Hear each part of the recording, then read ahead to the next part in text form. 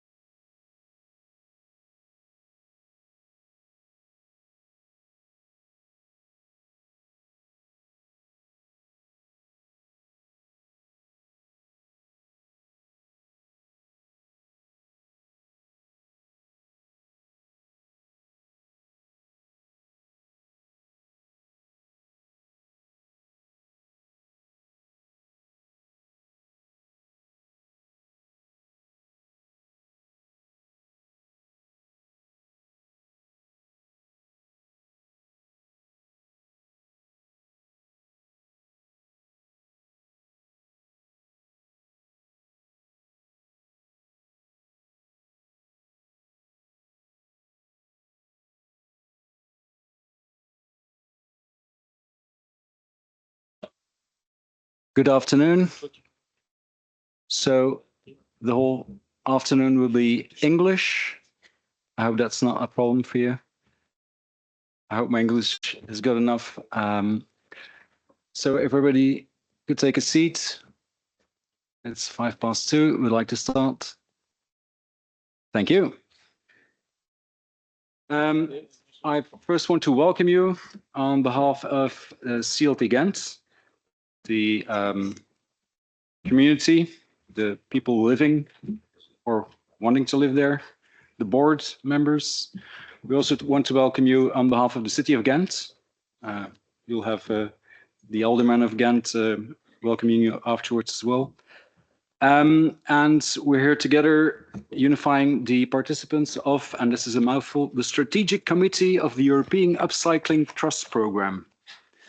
So people from the cities of Cork, Rennes, Lille, Brussels and Ghent are working together to try to combine two difficult things, which is energetic renovations and affordable housing.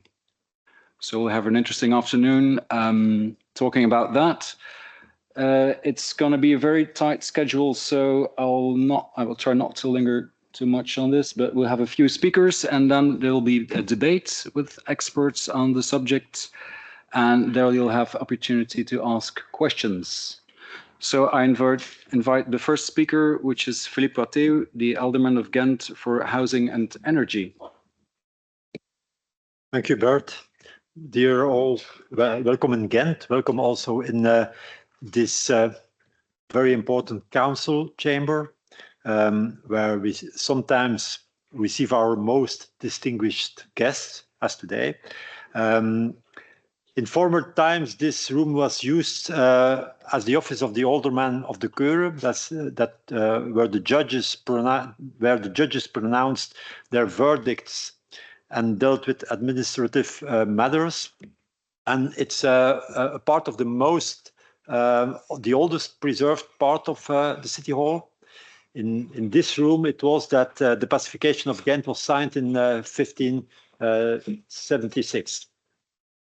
Since 3 months, I'm the new Alderman of Housing, and this comes with many challenges. As you all know, old industrial cities such as Ghent and many other European cities all face the same challenges in terms of housing quality and affordability. In Ghent, half of the homes are rental properties and half are owner occupied. And a large proportion of the rental properties are not of sufficient quality, a large proportion. As a government, we do everything we can to improve this housing quality. We set up a rental service, which is called het Verhuurderspunt, where we provide landlords with subsidies and renovation guidance to renovate their properties. We also have the Energiecentrale, an organization that renovates the Ghent homes according to energy standards, the new energy standards. And these two initiatives together renovate approximately 2,000 houses a year. In addition, there are many other initiatives that renovate in their own specific way in a compliant and affordable manner, such as Ghent knapt op, Rots, het Pandschap, and so on. Together with all those organizations, we try to contribute our 2 cents. You will hear more about Ghent knapt op during the panel discussion. Affordable housing is also high on our agenda. We have great ambitions when it comes to social housing. Today, Ghent has approximately 11% of social housing, and in a European context, this is rather low, but for Flanders, this is a high number. We want to double this percentage by 2050. So it's all hands on deck to achieve this. Also, we pay a lot of attention to enabling alternative forms of affordable housing. The city of Ghent has always embraced the CLT project, and almost 10 years ago, 2017, we set up a construction so that the land could be purchased by CLT Ghent, and we subsidize it, a part of it. We didn't do this alone, of course not. We only have been able to achieve this through the intensive collaboration between a large number of partners. And we are very proud to have now, recently, the first and very beautiful CLT project we call Live, a residential project with 34 units, a community room, and a communal garden. Recently, we installed a point of contact for alternative housing options. Organizations can pitch original ideas to provide more affordable housing. We want to stimulate creativity and provide advice at the same time. And this way, good, affordable housing ideas can be realized more often, because we need this in our city. I'm of course very proud that we are here together today, thanks to the Upcycling Trust project, and I am excited to see what the project will bring to our city. It goes without saying that it fits in with our Ghent identity and with everything that we already been doing. I dare say that we are often an example in Europe in terms of mobility and local measures against climate change, among other things. For those who didn't understand the little laughter, I have done some things in mobility the last 12 years. And that we, of course, enjoy learning from others, for instance, when it comes to housing. So let's share ideas and best practices to make our cities better and more affordable. I wish you an interesting afternoon. Thank you.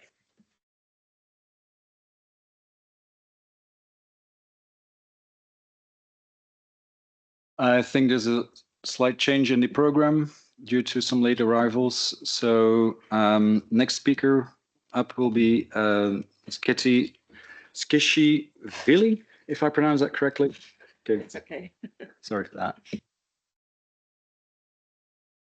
Thank you very much, Master of Ceremonies. Yes, good afternoon, everyone. Thank you very much to the organizers for inviting European Community Land Trust Network to this wonderful place. I'm slightly distracted by the beauty of this room and the building, and I've always admired it from outside as a tourist when we first came to live in Belgium. And my colleague and I, while walking towards the City Hall, we said, out of all the beautiful towns in Flanders, Ghent was definitely our favorite. So yes, going back to sort of serious matters, I'm really happy to be here today on behalf of the European Community Land Trust Network. And I think what I would like to speak to you about is the crucial role of the community land trusts in ensuring a fair and sustainable transition to affordable housing for all. Today's event is hosted by Community Land Trust Ghent, who is one of our 15 founding members, alongside Community Land Trust Brussels, OFS Lille, Self-Organized Architecture in Ireland, and some other partners that came together a few years ago and decided to form a network to represent European CLT organizations. And it's really a pleasure for me to see such a strong alliance coming together to work on the Upcycling Trust project, which we all think is a wonderful initiative, as it addresses one of the biggest challenges that we're facing now in energy transition, and that's around how to renovate and improve housing while ensuring that low-income residents are not displaced by this renovation. By integrating circular construction methods and community land solutions, this project is providing, or we're hoping that it will provide, that it prove that it's possible to achieve both sustainability and social justice, and therefore affordability of the housing. The lessons learned through this project will be critical for scaling these solutions across Europe. And that's where European Community Land Trust Network comes into play. As I said, our network was founded a few years back, 2003 to be more specific. And the idea was that this network would connect different community land trusts across Europe and scale this movement across our continent. As of today, we bring together over 500 community land trusts. Those land trusts, in their turn, manage and deliver thousands of homes and community assets in Belgium, in Ireland, in Spain, in Germany, in France, in the UK. CLTs have a long story. They were not born yesterday, as many of you may know. The creation of the CLTs date back to 60s in the United States, together with the civil rights movement. And they also have connection and roots in the UK's Garden City movements. Today, we believe that they are a proven solution to ensure fair access to land and housing. And that's basically two key components, together with the community aspect, that the CLTs are trying to deliver. How do CLTs do that? CLTs deliver this just transition idea through long-term approach to stewardship. What does it mean?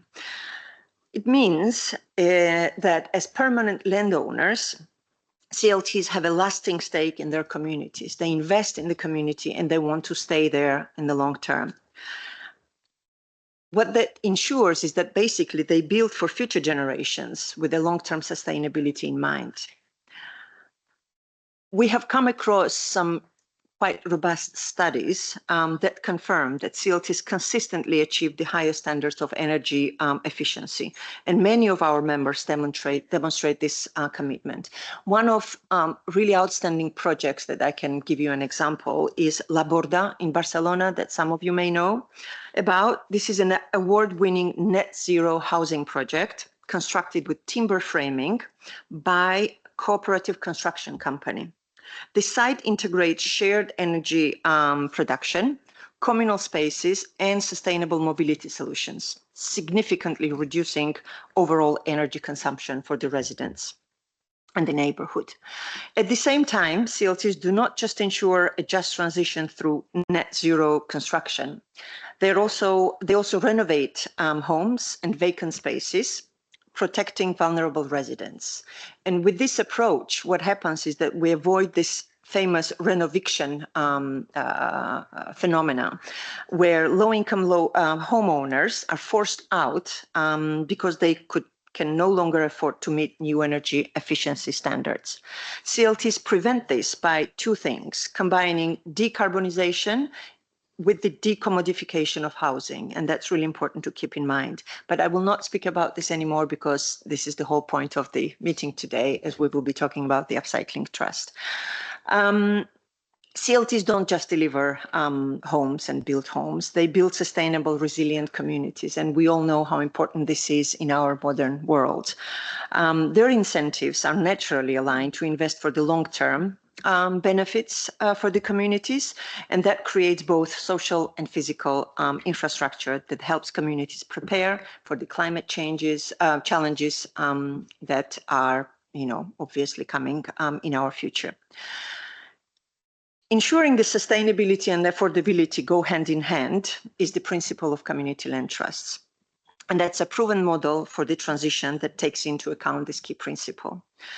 I really want to wish the best of success to the Upcycling Trust project, and we really can't wait to see the concrete results delivered by all of the partners in their cities and in their communities. And I really want to thank you all for having European CLT Network together in this room. Thank you.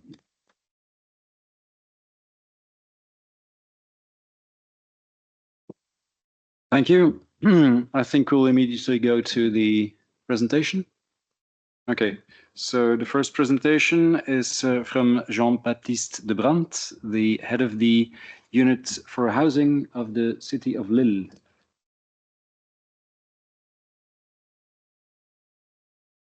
Je vais avoir le droit de parler en français.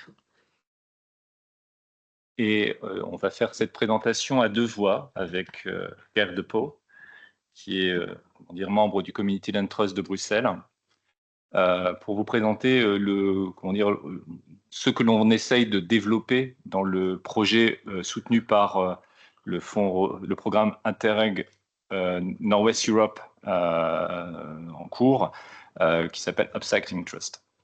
Alors, je voudrais indiquer quand même que cette démarche, cette possibilité qui nous est offerte de travailler de manière, dans une collaboration à cette échelle européenne, avec entre différents territoires, différents partenaires, ça nous apporte beaucoup. Et on est assez content avec Geert d'avoir, pu, depuis pas mal d'années, essayer de présenter et de montrer que le modèle qui vient d'être décrit par Keti avait sa force pour essayer de trouver une solution pour éviter que dans les villes qui se sont mobilisées sur ce nouveau modèle puissent garantir quand même à leurs concitoyens du logement abordable. Donc, on a déjà travaillé, je préfère faire ce petit rappel en arrière, on a déjà eu l'occasion de travailler entre 2017 et 2021 sur un projet européen qui s'appelait Sustainable Housing for Inclusive and Cohesive Cities, qui nous a permis, avec plusieurs partenaires, Londres, évidemment Bruxelles, Gand déjà, Lille, évidemment, puisque nous portions le projet, mais aussi d'autres pays qui sont rentrés dans cette démarche. On a pu montrer que ce modèle était pertinent et a créé une dynamique à l'échelle européenne sur laquelle ce réseau a pu se construire. Il était aussi très engagé à l'époque, entre 2017, sur un enjeu qui était la production de logements abordables, plutôt en construction neuve. C'était ce qui nous motivait, parce que là, on avait observé que dans beaucoup de territoires, les gens n'arrivaient plus à se loger.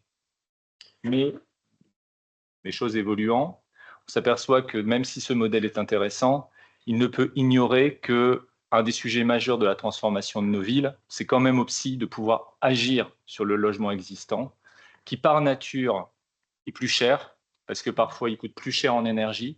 Il est aussi parfois situé dans des secteurs qui sont extrêmement valorisés et qui sont plus du tout accessibles.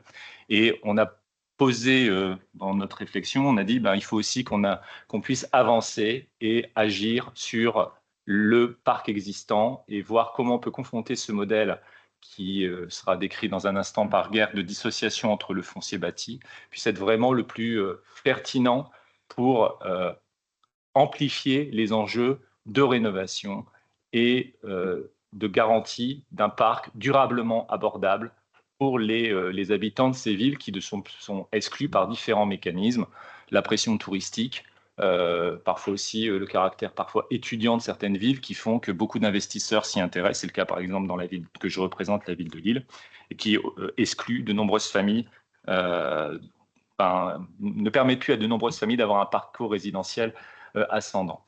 Évidemment, agir sur le logement existant, c'est aussi un des enjeux pour répondre à la décarbonation de nos territoires. Sans une intervention massive et à toutes les échelles, les objectifs qui nous sont fixés à l'horizon 2030 et 2050 seront difficilement atteignables.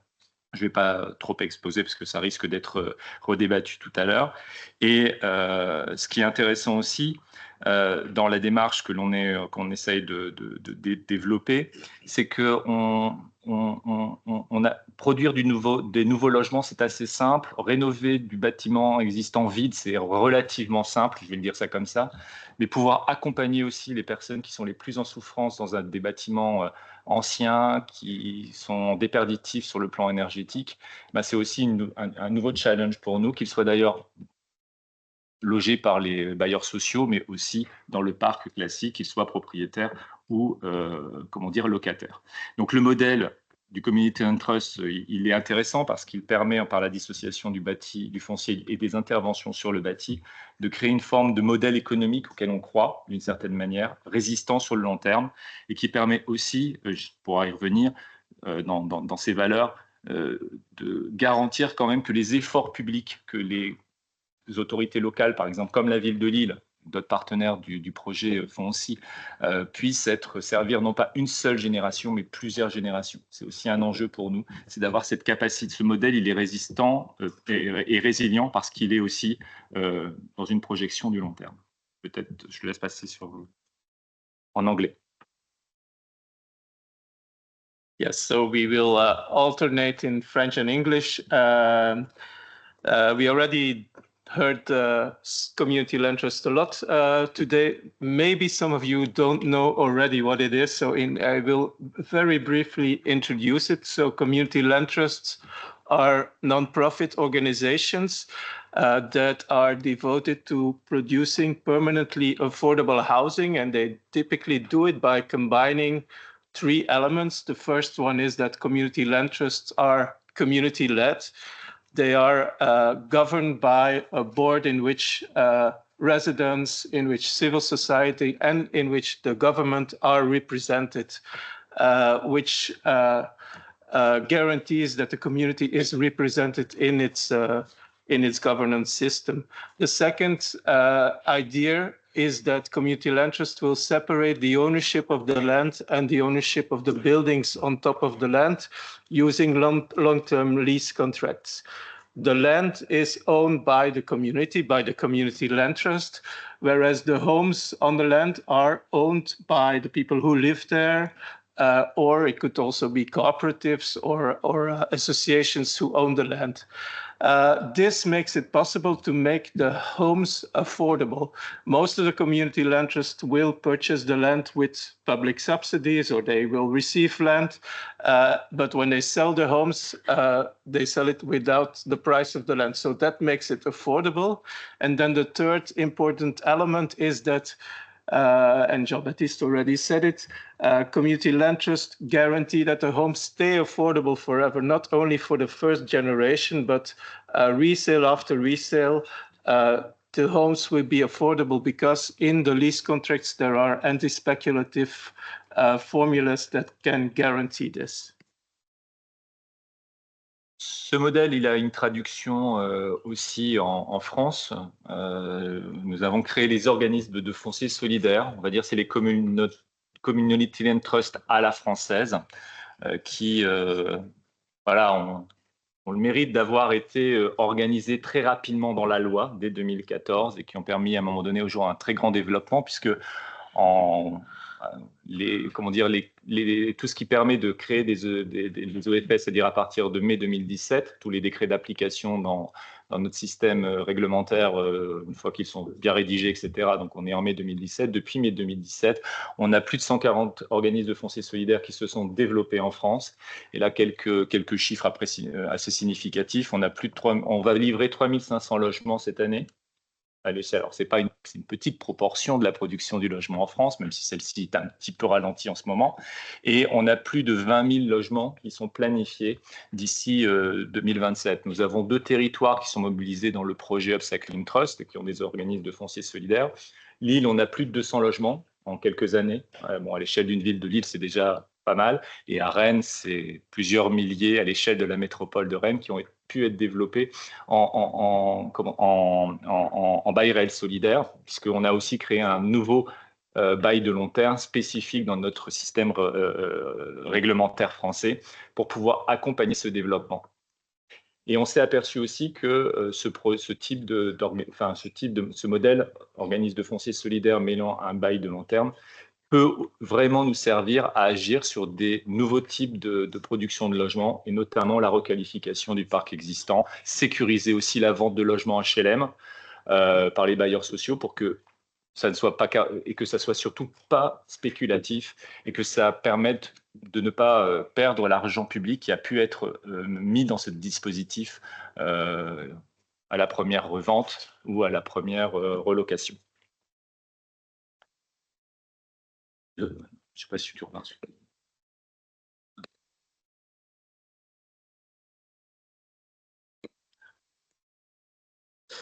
Yes. Keti already talked about this. While community land trusts are relatively new players in Europe, they have known significant growth over the last 10 years, mainly because many people believe that they can be part of the solution of the housing crisis that many of our European cities know today.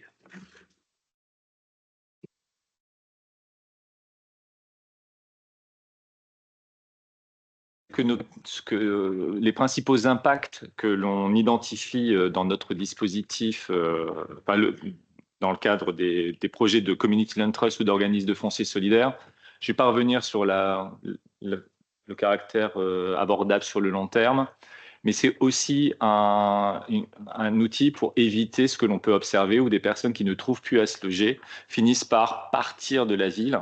Voilà. Et donc, ça nous aide à recréer du parcours résidentiel dans notre territoire où les prix ont tellement augmenté que sans un effort public, les gens n'arrivent plus à se loger, qu'ils soient d'ailleurs dans le neuf ou dans l'existant.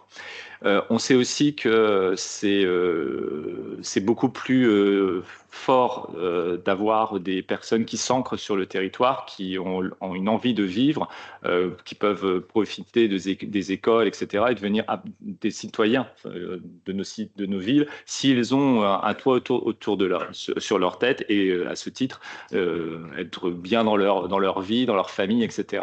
Et donc ça, c'est aussi un enjeu. Alors, on peut aussi aller plus loin, et on le voit dans les différents types de projets où la dimension et la participation des habitants à la réalisation de ces projets est plus ou moins importante en fonction de la manière dont on déploie le dispositif dans nos différents territoires.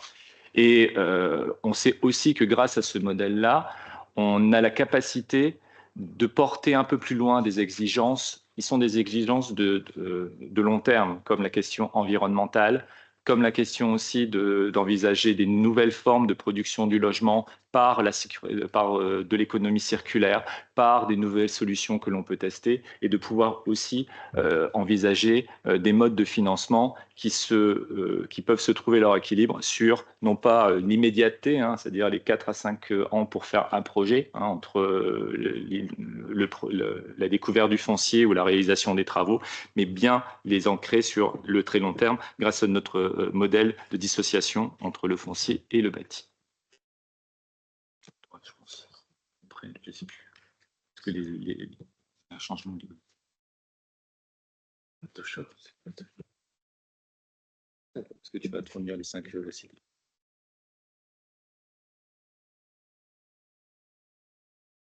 Pardon, je pense que c'est bon. Okay. Sorry. Non, c'est bon. Parce que je vois ta slide, c'est parce que je suis désolé, je lis pas le bon écran. Donc le projet Upcycling Trust, donc il va nous guider jusque 2028. Il a démarré en novembre 2024. C'est un soutien de l'Europe assez significatif pour nos 10 partenaires et nos 5 territoires pour développer 5 projets différents d'ailleurs, et qui ont le mérite d'aller cibler différents types d'enjeux de restructuration du logement existant, occupés, non occupés, et issus du logement social, dans des secteurs très valorisés, dans des secteurs moins valorisés. On a essayé de garantir quand même que dans notre projet, on avait la capacité de développer plusieurs démonstrations et montrer que ce projet était vraiment un couteau suisse, comme on dit. Peut-être trop mauvaise image. Voilà. So why is this project, according to us, so interesting? It is because it combines different elements, and it has a higher impact compared to other models. It links decarbonization and decommodification, and by linking these two aspects, the impact of the government investment that is needed to renovate these homes, the impact will be greatly amplified, because not only the housing becomes energy efficient, it also provides housing security and housing affordability for the existing residents. But not only that, it creates new social housing, new permanently affordable housing within the existing housing stock. And so, well, the CLTs in Upcycling Trust until now, so the CLTs who are involved in the Upcycling Trust project until now have been mainly focusing on new build, Now we are trying to see how the community land trust can be applied within the existing housing stock in a way that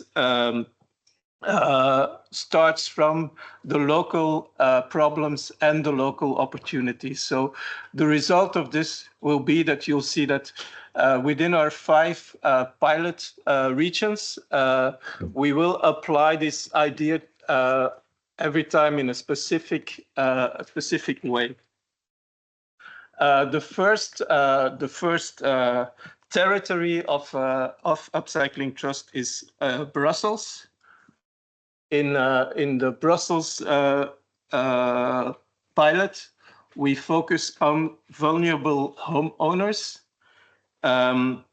So people who have bought a home without having the necessary resources to renovate it. They also lack means to upgrade their homes to the new energy standards. What we aim to test is whether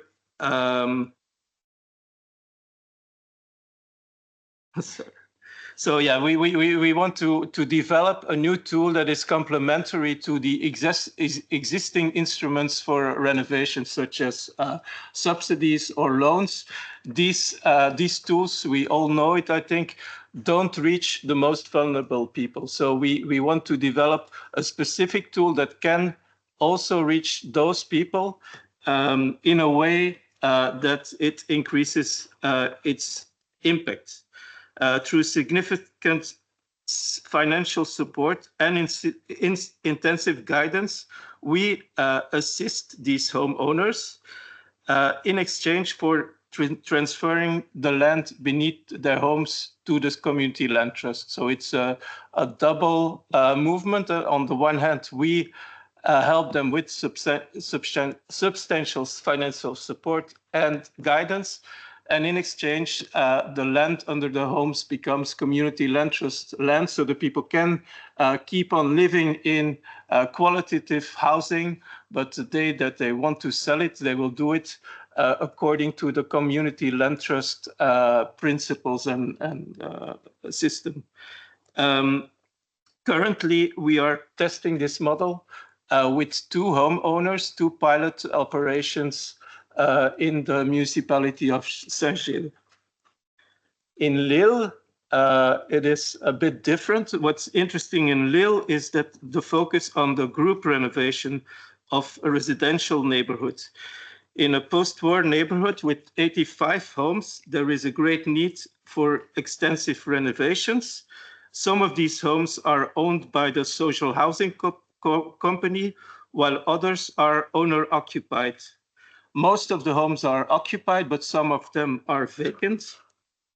LMH, the housing company of Lille, will coordinate the renovation of the homes and incorporate them into the OFS.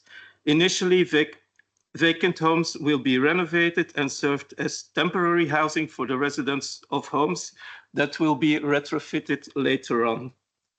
Over time, social rentals also may become homeowners of these OFS homes. And then in Ghent, the focus is on vacant buildings. Currently, the Community Land Trust Ghent is exploring the possibility of renovating a fire-damaged home in the Spekstraat to be transformed into 4 affordable homes for vulnerable people to rent or to own. And then to Ireland, in Cork, this is also a specific situation because in Cork, the community land trust is starting up, hasn't realized housing until now. So this will be a first. Together with Cork City Council, the newly established community land trust is investigating whether they can transform vacant municipal buildings into affordable housing, vacant social buildings, in fact, into affordable housing. and they are placing a strong emphasis on the circularity of the renovation process and the community involvement too. And then finally, Ghent, that is undoubtedly the most, the OFS who has the most ambitious plans. They want to tackle the housing crisis in their city by significantly increasing the number of affordable homes. However, building new homes is not easy. So therefore, they are looking for ways to bring existing homes into the community land trust or OFS. And one of the ways would be to help vulnerable homeowners, as we do in Brussels, in the city center, including also, and this is also very interesting, including those in problematic co-ownership situations. Another way would be to retain the social purpose of social housing that they are obligated to sell by selling them via the OFS system rather than on the private market. So rolling out the Upcycling Trust model will require significant government investment or public investments. However, the model offers value for money because we contribute to solving both the housing crisis and the climate crisis, because the initial investment ensures that affordable housing will be available for many generations to come. And it will be also a way to create affordable housing with minimal environmental impact, because we don't need to build new homes through this system. And we aim to carry out renovations as circular as possible.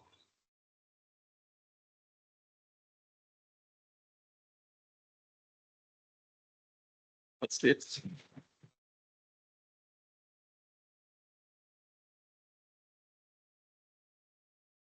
Okay, I think in the meantime, one of our speakers has arrived. Okay, thank you for being here. I gladly give the words to the next speaker, which is Baldwin, the Director of Housing of the Task Force of the European Commission. Thank you very much. Indeed, it's such a pleasure to be here. I'm sorry to be late, but I think I got the crucial bits, and it's a fascinating story you're telling. We in the Commission are new arrivals onto this battle that you have all been fighting. There is a European housing crisis, which affects the 27 member states in different ways. But what is striking is that it's affecting everybody in different ways. And it's a crisis of affordability to add to the challenges we face to provide sustainable and decent housing as well. Our president, Ursula von der Leyen, said in July, if it's a problem for Europeans, it has to be a problem for Europe to address. And she said that because we don't have very much competence in the legal sense. We don't regulate housing. We don't control rents. We don't control supply. We have various hooks which we can hang things on. And I think most importantly, she's taken the bull by the horns by appointing the first ever EU Housing Commissioner, my boss, Dan Jorgensen, to drill down onto the question, particularly of affordability. And she's put together this task force, which I have the honor to lead, to try to coordinate the different work streams that are already going on inside the Commission. And there's work going on to have a look again at state aids. There's work going on. I hope today the announcement has gone through to double the amount of money that member states can spend under the cohesion rules on housing, which if it follows through, that would take us from 7.5 billion euros a year to around 15 billion euros a year. But the member states have decide to use it. So that needs to be followed up. We've also done some work on the short-term rentals, which has become a scourge of many cities. We have a new transparency regulation requiring the platforms to report the data of what they're doing in different cities. But given that essential competence whole, our role as we begin a year of consultation across the European Union. I was in Italy yesterday and delighted to be in Ghent today to pass the message, is to get people to tell us their ideas, their stories, the things that can be taken forward by others. It may not sound very ambitious, but if we could really collect some best practices, and I think we've heard some brilliant best practices here, and put them together in a meaningful way for member states to share. Member states don't talk to each other enough about housing. Cities, I'm sorry if you've heard me say this before, but cities are in so many ways the solutions to so many of our problems, because they have the directionality and the focus and the determination to lead these issues. And also between regions and how these different things can be managed. And then if you see the EU role, and you've got a very determined European Parliament, which has organized now a special committee itself, and they'll be reporting in a year's time. Lots of action going on in the Committee of the Regions, in the Economic and Social Committee. And if we at the European level can then identify this elusive added value at the European level, and then use that to enable, to facilitate, to drive other people's efforts, including in some of these areas, then I would consider it a job well done. So the consultation period is launched. A week ago, we had a conference in the Parliament. We'll be doing a classical public consultation. There will be many opportunities for you to make your views known and to stress the, well, it's unique, but it's also flexible model. I think we've heard it's adapted and adaptable to local circumstances, focused on permanent affordability, bringing social cohesion to the forefront of what you're trying to achieve. And crucially, there's a cry going out across Europe. I don't know if I'm allowed to use these words in the current circumstances, to build, baby, build. And we don't need to just do that. What you're looking at in terms of repurposing buildings, taking vacant building stock, using it in a more effective way. Up in Gothenburg, they're trying to meet their 2030 climate neutrality goals by going into the suburbs to look at some of the former commercial stock there to reach their objectives. And again, crucially, you can do that through by addressing your sustainable goals as well as addressing your affordability goals. So we're a small team, we're coordinating, we're not trying to take over other people's work inside the Commission, or more importantly, what you're doing. We want to encourage what you're doing, to learn from what you're doing, and we will come forward in the first quarter of next year with the first ever European Affordable Housing Plan, which I hope will bring together some probably limited ideas about regulation, if we're realistic. I hope some dynamic new best practices we can share, and saving the best for last, through the new pan-European investment platform, to get all of the different financial players to look together at how we can build new and sustained funding and financing streams for affordable housing in the coming years. If we can put that together in a meaningful way, that will be the start of some serious work that lies ahead. Thank you for your attention. I'm really looking forward to being with you the rest of the afternoon and to scribble down as much as I can. Thank you.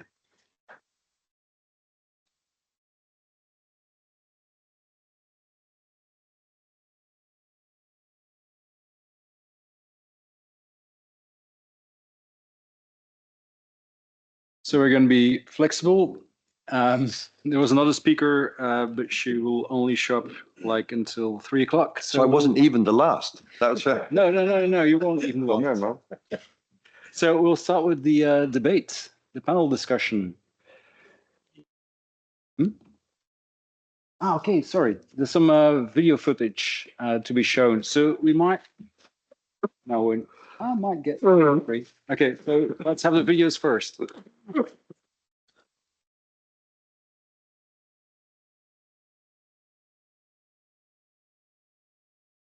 Nice. Definitely not Brussels.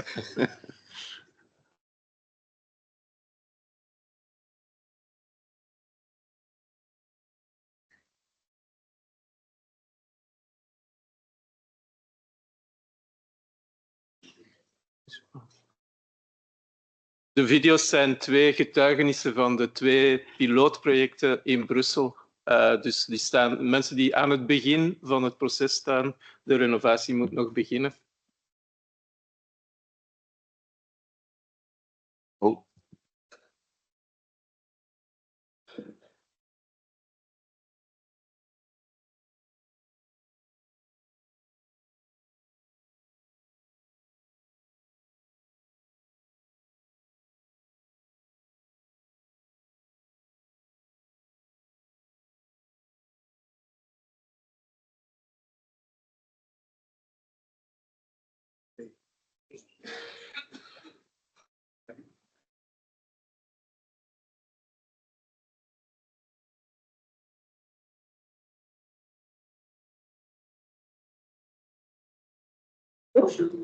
Jean-Baptiste, je suis Yolande Sorcha.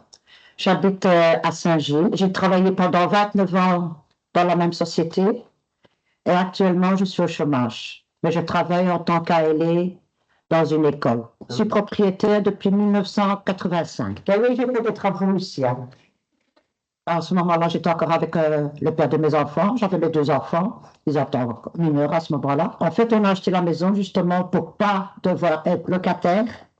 Et en plus, acheter la maison pour, comme ça, on était sûr que les enfants, ils avaient un toit. C'était pour eux, en fait, ce qu'on a acheté la maison. On va aller au premier. C'est chez moi, là. Quand il y a eu la séparation, je me suis dit, plutôt que d'avoir la grande maison rien que pour nous 3, et en même temps, pourquoi pas faire un logement.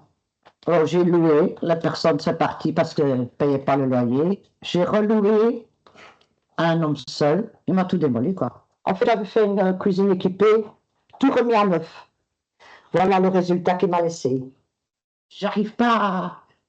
Pourtant, on me dit toujours, hein, enfin, maintenant, tu es toute seule, parce que oui, les enfants, ils ont grandi, bien sûr. Tu es toute seule, vends ta maison, prends-toi quelque chose de petit. Je ne saurais pas. Ça fait depuis 85 que j'habite ici. J'ai plein de souvenirs. Hein. J'ai de très bons souvenirs ici avec mes enfants, la famille. Le CLTB, pour moi, c'est la meilleure solution. Enfin, ils peuvent m'aider financièrement, ils peuvent trouver l'entrepreneur. Enfin, c'est pour moi, c'est la meilleure solution. Et ça, c'est le 3e an que j'ai aussi loué. Ils ont les enfants sur le mur. Ah ouais. Je vois mon avenir plus heureuse. Parce que j'aurai mon chez moi et j'aurai plus ce fardeau de travaux sur les épaules. Et je me sentirai plus... Et le moral, plus en haut. Parce qu'avant, franchement, mon moral, il était très, très, très, très bas. Et vous, mon classeur, hein? Moi, je vois, c'est du concret. Donc, le moral, il est déjà un peu... Il remonte. Et ça fait du bien. Surtout à l'heure actuelle. Ça fait beaucoup de bien. Franchement. C'est pour ça que je vous en remercie aussi. C'est vrai. Il faut être logique. Voilà.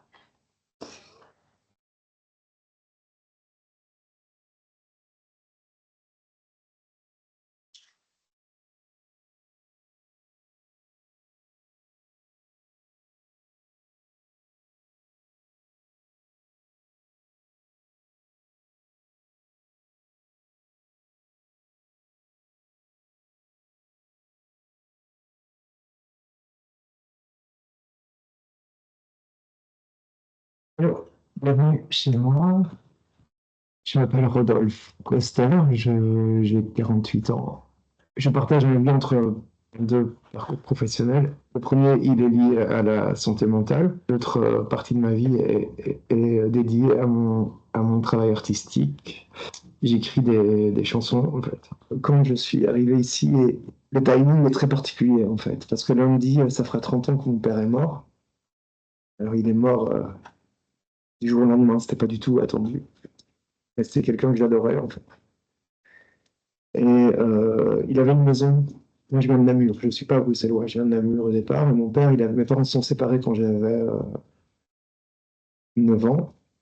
Donc, ils sont toujours très très bien entendus, mais c'est mon père qui a gardé la maison. Et puis voilà. Enfin, donc après sa mort, bah, moi quand il est mort, j'avais 18 ans. Donc, et ma soeur et moi, on est lancés enfin, on est lancés dans la vie, on se lance dans la vie, en tout cas à ce moment-là. Et nous, on n'avait pas spécialement le temps ni l'énergie de recommencer un truc, d'aller chercher des locataires ou quoi, et on décide de revendre cette maison. Et tous les deux, on se dit la même chose, c'est-à-dire que si on revend, on achète quelque chose et on vit dans ce quelque chose, en fait. Et donc, c'est comme ça que En fait, ça est allé quand même assez vite. J'ai commencé à regarder, chercher, puis ici, c'est un quartier que j'aime beaucoup. La maison, elle a un cachet. Et voilà, enfin, ça s'est fait comme ça en 2004. Je suis arrivé ici. J'aime ce quartier. En fait, c'est pas spécialement le quartier, en fait, mais c'est précisément cette rue qui a un truc en particulier. Je sais pas ce qu'il y a. Il y a le bar Le Bocage ici en bas, qui est un bar portugais. Bon, ils sont devenus des amis en fait, c'est presque une famille maintenant. Il y a les deux maisons, il y a deux familles marocaines qui sont là depuis que je suis là aussi, avec qui je m'entends vraiment bien. Ce qui est marrant, c'est que j'ai vu évidemment les enfants grandir, devenir des ados, des jeunes adultes. Et dans les nouveaux venus, il y a Rodrigo, le Brésilien, qui a sa salon de coiffure, qui a un cœur, quoi. Tout le monde l'adore dans la rue. Il y a aussi un mec que tout le monde déteste, mais ça, il n'y en a que un. Donc voilà, c'est cool. En fait, on est tous d'accord dessus, donc ça c'est bien. Enfin, c'est pas une rue d'artiste, quoi. Je suis en fait l'artiste de la rue, c'est moi. Donc c'est ça qui est cool, c'est que c'est pas un truc où tout le monde est artiste, parisien, bazar. Non, chacun a ses trucs. Et puis voilà, je sais qui je suis dans la rue, les autres savent aussi.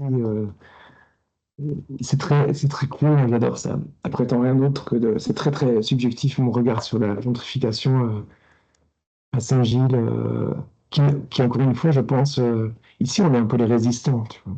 Pour moi, c'est comme ça que je le vois. On est vraiment des résistants de ce phénomène, dans cette rue. Saint-Gilles, la qualité, c'est que c'est une commune multiculturelle.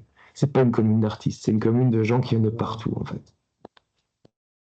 Si c'est l'espace de Yuko, cette maison là où on est, elle est très vieille. En fait, c'est plus du tout aux normes. C'est plus du tout aux normes, et certainement pas aux normes qui s'imposent en 2026. Et un jour, j'ai entendu parler d'un truc qui s'appelait Réno, tout ça. Enfin, et non, je lui ai dit, non, moi je pense que avec mon appart, j'aimerais bien te parler de mon appart. Je pense qu'avec mon appart, il y a peut-être moyen de faire un truc. Et donc, je lui en ai parlé. Et c'est comme ça que ça a démarré, si tu veux. Et moi, je suis enchanté parce que de toute façon, déjà, mon père aurait été enchanté que son héritage rentre dans un projet comme celui-là. Dans la vie, j'ai besoin de me raccrocher à des valeurs qui sont, qui résistent à une certaine mentalité prédominante. Et donc, le CLTB, ben, j'avais vraiment envie d'en mettre, quoi. Il y a une très bonne acoustique avec la baignoire, donc parfois j'enregistre de la musique dans la salle de bain, parce qu'avec la baignoire, ça fait une réverb. Le projet, c'est quoi? C'est qu'en gros, le CLTB, en accord avec les copropriétaires de l'immeuble, c'est déjà fait. Donc, les voisins du bas et du haut adhèrent complètement aux valeurs. Donc, en accord avec les copropriétaires, le CLTB va engager les travaux de rénovation des châssis. En effet, on est allé voir avec Virginie, et Virginie a regardé. Donc, à l'arrière, il y a un truc qui fait partie de l'espace que j'habite, mais aussi de la copropriété, qui est la façade arrière, qui est en mauvais état, en fait. Et ça, tout est tous d'accord dans la maison de foncer là-dessus. Donc là, maintenant, je pense l'essentiel des travaux qui vont être faits avec Virginie. À la fin, quand cet appartement sera isolé, rénové, je reste propriétaire de mon appart. D'une certaine manière, je rentre aussi dans le parc de CLTB. Et ça, je suis très heureux de ça aussi. Et je pense que mon père aurait été heureux de ça. Ma mère, qui est toujours vivante, à qui je parle régulièrement, elle est très heureuse de tout ça aussi. Sachant que je suis pas quelqu'un qui a un sens pratique, un sens des affaires aiguisé, en fait. C'est que je rentre dans le parc et que donc si je décide pour une raison X, Y, de mettre en location mon appart, c'est via le CLTB et le RAIS que ça se fait. si je décide de le vendre un jour pour une autre raison ou quoi, c'est la même chose en fait. C'est via le CLTB que cet immeuble sera vendu. Ce qui me rassure très fort, c'est de ne pas être tout seul dans cette histoire et d'être avec le CLTB et d'être avec des gens en qui j'ai totalement confiance et que je rejoins au niveau de la philosophie et du regard sur le monde. Et ça, c'est un coup de chance total. Vraiment, c'est vraiment du bol absolu. Et c'est cool, c'est vraiment super. Donc voilà, j'ai de la chance, j'ai vraiment de la chance, je le sais. Je pense que des gens comme le CLTB, enfin les gens qui le font, sont des résistants. Et, et cette énergie, moi, je veux me joindre à ça à ma manière. En tout cas, même si je me joins pas à ça, elle m'inspire et elle m'inspire d'abord beaucoup de respect, mais aussi beaucoup d'espoir dans un monde de désespoir absolu, quoi. Enfin voilà. Pour ça. Ça fait plaisir, on va tout ça. Allez. Wow. Ah, vraiment.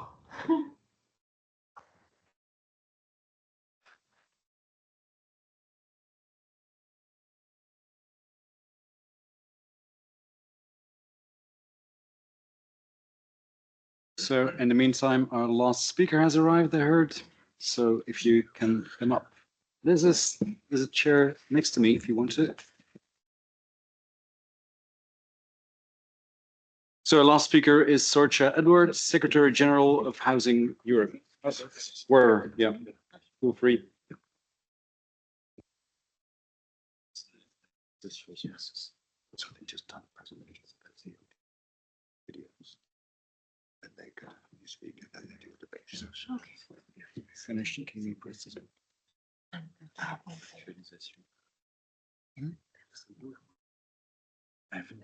From Delhi. You should to Delhi. Delhi. Try to. Oh, yeah. Okay. Yeah. So, good afternoon. Thank you very much. Yeah. So thank you very much for the opportunity. I think what we've just heard, it's really what the work we are trying to do at the heart of the EU in Brussels as Housing Europe is to make sure the so-called energy transition or the shift to a lower carbon society is one that doesn't leave people behind, that is inclusive, but in a very practical way. We've been working on this for some time, 15 years intensively. So just finding ways to balance our core objective, which is delivery of social and affordable homes, but homes that stay affordable in perpetuity, but combining that with this existential challenge that we have, which is obviously to decarbonize our societies. And I'm really happy indeed that now we have more partners coming to join us in Brussels, coming from CLT Brussels, and we've worked with CLT Brussels and now followed the development into the CLT Europe network. So we're happy to have additional partners in Brussels to really show, practically speaking, how we can combine work on both the housing crisis and the climate crisis at the same time. So this is what I wanted to show today. So a vision of Europe for decent and affordable housing for all, where everyone can reach their full potential. And if you go to the next, not only that, but we want to lead a movement which reconciles social justice, technology, because I think harnessing technology and what tech can offer us for this transition, whether it's coming from digital twins, using BIM, but also empowering communities to use tech in their own organization. And bringing together tech, social justice, and the environment for inclusive, future-proof districts.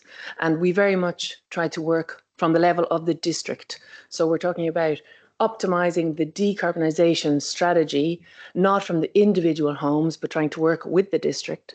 So that means that the technology route chosen has to depend on that district and on the typology of the homes in that district. So in some places we might be looking at greening district heating, in some cases introducing geothermal or centralized heat pump technology. In some cases we have to go in intensively into the fabric of the individual buildings. But what we need from Europe is to set the targets, and then we need to have the capacity for the local level to deliver a fair energy transition affordably with the optimal technology choices for that district. So if you go on, we'll show you a few examples of how that's happening. That's just outlining indeed the network that brings together 43,000 local organizations, all of which are committed to primarily delivering affordable housing, social housing, corporate housing in perpetuity, but also by their nature committed to reducing the energy prices, because let's face it, if we talk about even the right to housing, you can't really talk about the right to housing without talking about the right to energy, because what use of a house if you can't cook, if you can't heat affordably, if you can't cool affordably? So by their nature, and because of course we have to make sure that the economic resilience of those entities withstands, paying utility bills will be first on the priority after paying rent. So it's obviously in the interest of the organizations to make sure the home can be run affordably and that utility bills are not soaring, as we have seen in the last few years, very extremely in the last few years. That's just an overview of the different members, and crucially the CLTB and the CLT Europe. So before CLT Europe was formed, we had CLTB also as a partner of Housing Europe. So if you want to move on. So indeed, broadly, the challenge is threefold: affordability, sustainability, and availability. And so when we are working together with our colleagues in the Commission, Matthew and Baldwin, a new addition to our housing club, working on housing. No, what we are trying to have this balance when it comes to European initiative is that trying to tick the three boxes: so availability, sustainability, and affordability. And it's not easy. I mean, we hear from social housing providers, and I'm sure the CLT is having the same challenge. If you are trying to build, but you also have a large legacy stock where you need to renovate, you are having difficulty to balance the two objectives. So this is indeed where we push at European level for very more support, potentially through Social Climate Fund, through European structural funds, and through the European Investment Bank, for more recognition of how cost intensive the renovation, and particularly a renovation that doesn't cause renovictions, actually is. So we're still talking about potentially, in cases, €30,000 to renovate an individual dwelling. So this is highly cost intensive, but it's a societal mission, and must be also, the cost of this should also be carried by society, and making sure it's not carried indeed by gentrification of neighbourhoods. So if you move on, thank you very much. That's just an indication of where we are on the affordability challenge. I think we don't really have to dwell on that, but we're looking, so Lisbon is the last one where we're looking at the average costs of rent compared to the average income, with Lisbon at the top, and I think Bonn is there at the lowest. But I think we're all aware of the challenge we are all trying to tackle, and that is the de-link between people's income and what it costs to house ourselves. I think if incomes were rising at the same rate, we wouldn't be here probably, but this is indeed the challenge. We have this huge de-link between what people earn and what people need to pay to house themselves safely. Sorry, go on. Yeah, now this is just a few examples.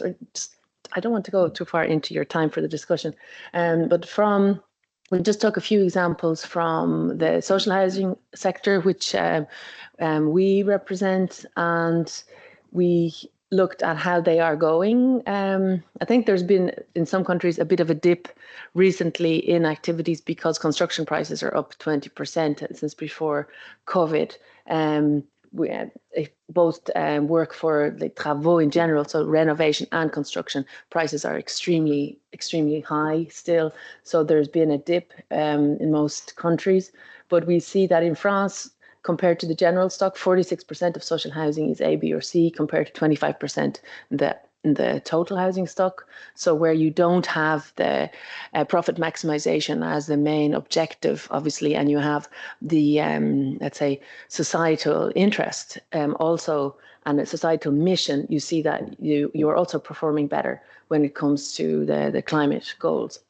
Austria, the limited profit sector that we work with, 96% of pre-1980 housing was renovated, compared to 60% in the total housing stock.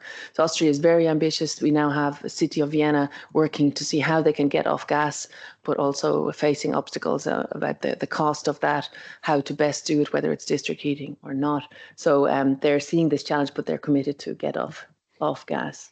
In Estonia, a very different picture, former communist regime with private homes, but they have managed to club together in homeowner cooperatives. They set up a national fund with the Council of Europe Development Bank and their Credex fund, closely advised by universities so they don't make technical mistakes.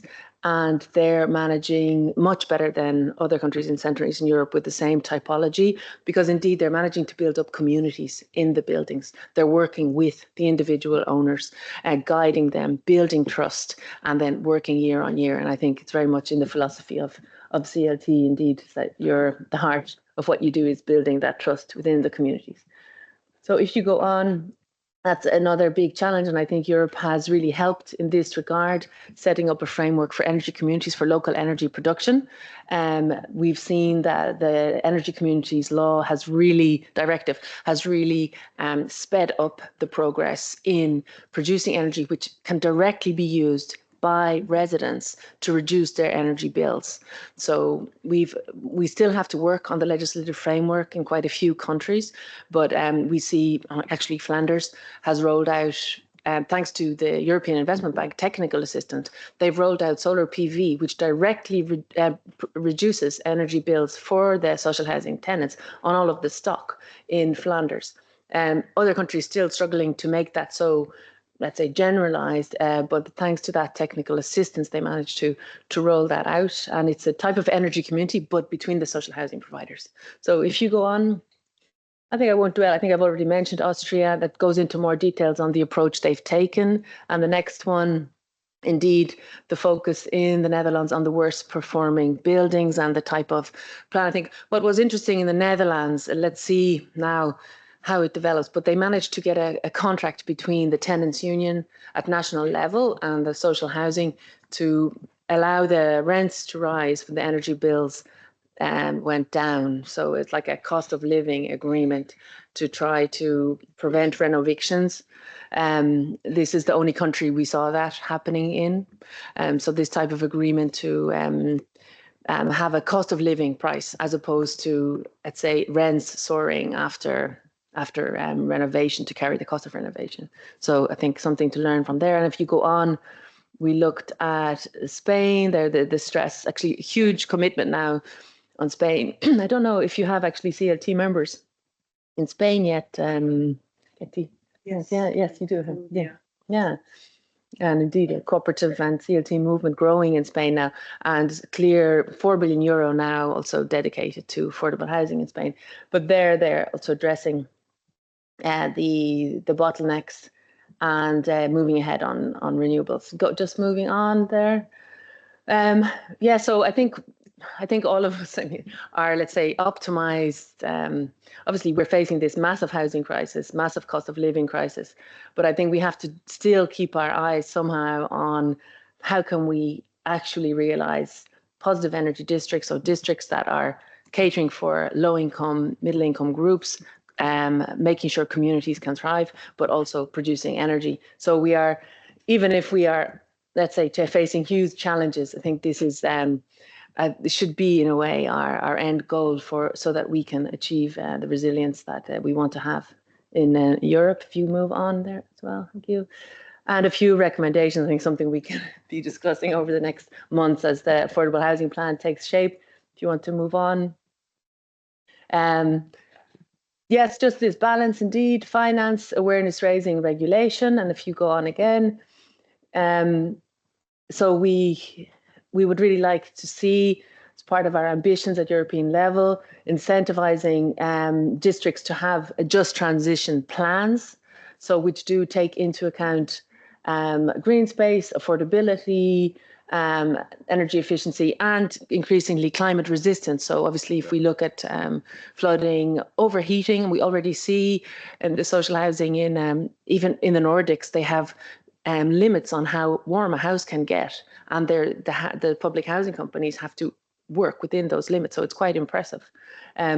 Whereas when we talk to our Spanish, Italian members, they're just reeling after the flooding, and they are working in a crisis mode. So I think if Europe can help to help across Europe to have particularly housing with vulnerable groups, because obviously they're going to be hit maybe more by excess heat and perhaps other risks coming from climate change, so that we can spread the preparedness for climate crisis. We also see that this active participation of communities is crucial indeed, at the heart of the lot to learn in there from the CLT movement and the examples that Keti and the team are gathering. Then the fiscal, well, this is the fiscal consolidation. Obviously, we're going in, I don't want to think about the era we're going into now, but we're going to obviously be seeing siphoning off of funding that could have gone to social issues over to, let's say, defence, most probably. But I think we have to be very present in the conversation to try to ensure the maximum support for our goals, so for non-for-profit housing development, and for that to check how the budget deficit rules are impacting the capacities of countries to invest. We have very clever systems that countries have developed to make sure their funding support of non-profit housing goes outside the deficit rules, but we should be encouraging more of that.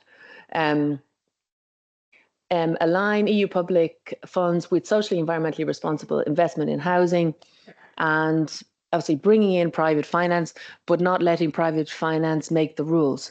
I think we do, and we see excellent examples of where private finance comes in, but then it has to be regulated either through a public interest fund or bank, and then regulated at the level of rents and costs of housing.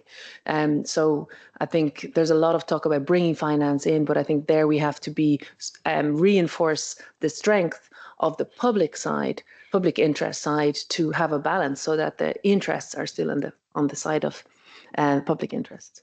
And yes, we see an opportunity coming up with the ETS. So it's obviously a big controversy. I think Matthew might know more there than me. So you're all familiar with ETS 1. So now we have a carbon tax on home heating and transport, the revenue of which can be used for renovation. So I think member states have to present their plans by June this year. So again, it's about making sure it's not just used to pay bills, although in some cases that might be an emergency option that's needed, but that we try to use it to reinforce the efficiency of the buildings, the decarbonisation of buildings where possible.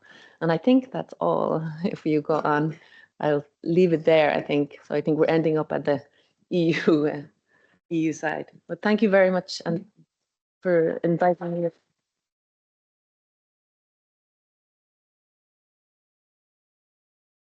Thank you very much. So now we'll go to the panel discussion, which will be moderated by Dali Malnouri from CLTB.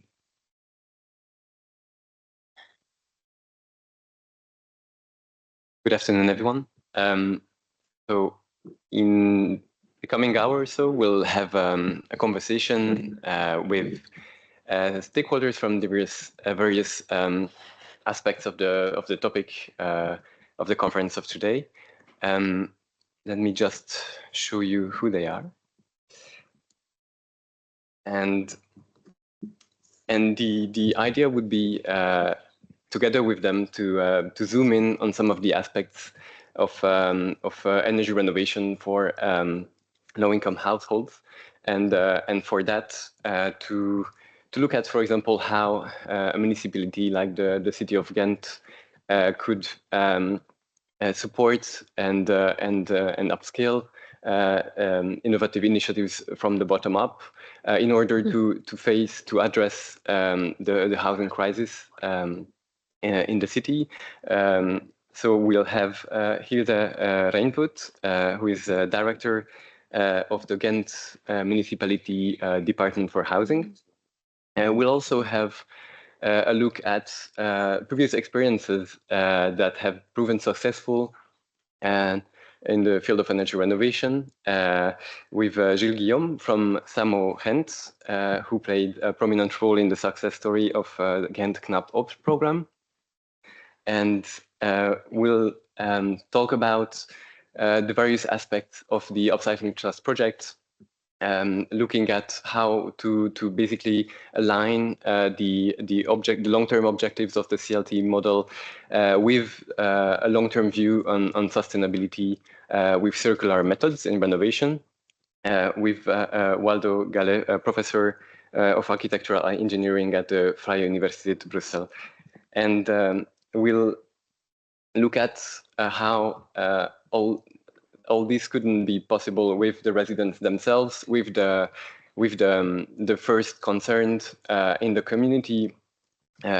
So we'll look at how a new CLT can be put in place in a city like Cork in order to face the local housing crisis, and how it can best engage the citizens and the communities in order to achieve so.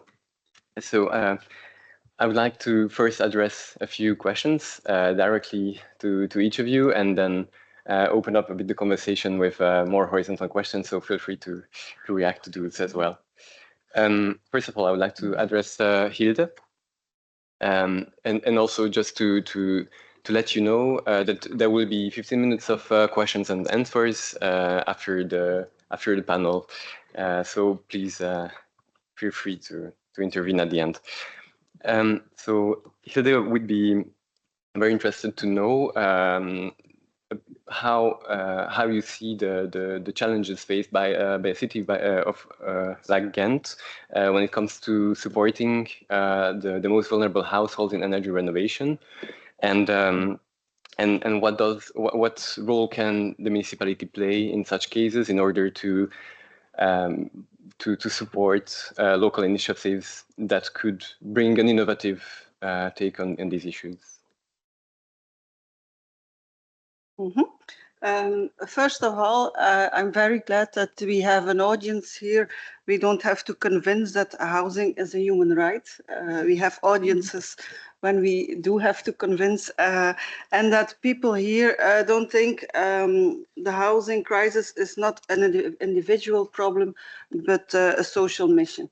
And I think that's very important, and that's something that the government of Ghent already has proven, that tackling the social mission is very important to solve individual problems. If we want people to contribute to the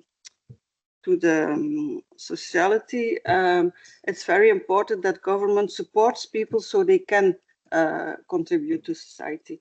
The city of Ghent also can make the perfect combination of energy renovations and basic comfort and basic quality. I think it's a little bit under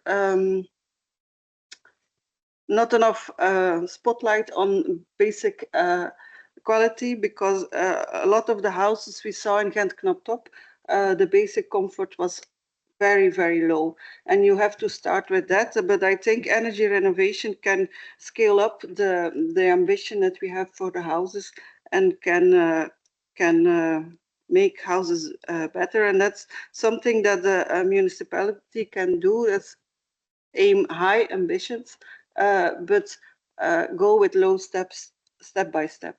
You have to dream about the bigger picture, and then household per household, helping them, because we once started with 13, now we have about 230 households that were in the project of Ghent Knaptop. And that's something a government can do, can make big ambitions, can listen to creative thinkers in the municipality, in the society. I think a lot of good ideas came from people that were not part of the administration, but together we made the solution. It's both parties who have to work together, and one from the legal side and the others from the creative side, and then together you go.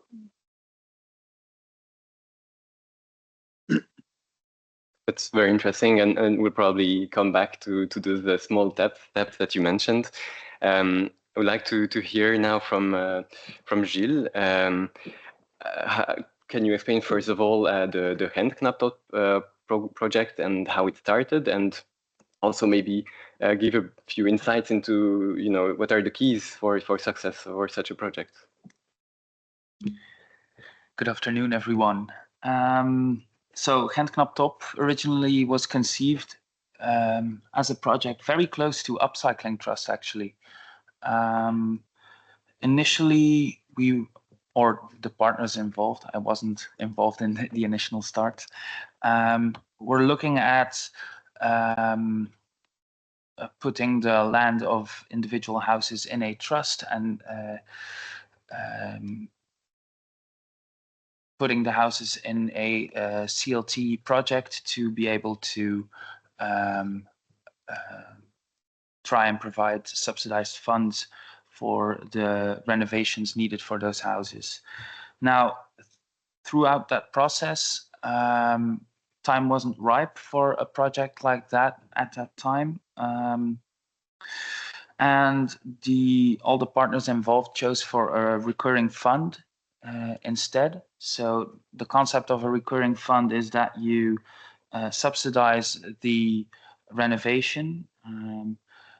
In Ghent Knaptop, the Department of Social Welfare takes out a mortgage, an extra mortgage, to subsidize the renovation works, and people have to pay that sum back when they alienate from the house. They sell it or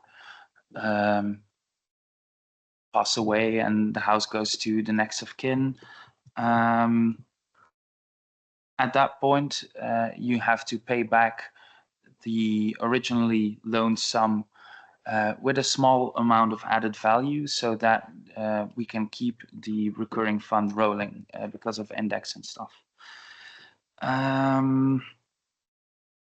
So Ghent Knaptop as a project has the recurring fund. Pre-financing is very important for captive owners who are experiencing a lock-in or are at the start of a renovation but do not have sufficient funds. So pre-financing was a very big deal in the project. On the other hand, social and technical support were also very important. Even if you're able to pay for your own renovation, people who have experienced the renovation know it's not easy picking out contractors, knowing what kind of building materials you need to use and stuff. So it wasn't easy for our captive owners as well. On the other part was the social counseling was also very important, because we suspected and eventually found a lot of non-take-up of social rights within those groups. And Ghent Knaptop gave us a very nice entrance in people's lives, to put it like that, to really dig deep and take up a lot of rights together with people. So those were some aspects of the project. I can go on and on about this. So. Maybe a few words. How many homes have been renovated with Ghent? Icarus was the EU-funded second phase of the project. So we had a small initial start, and I'm gonna now look at my boss. Was it 8 homes? We started with 13. Yes, there you go. So the initial pilot project was 15 homes in one neighborhood. And then the second phase was in 4 neighborhoods and citywide, eventually 85 neighborhoods, houses rather. And now the city of Ghent was very nice. Was nice to continue the project with government funds, and we're now on a total of 230 houses renovated with the recurring fund and all the bits and pieces.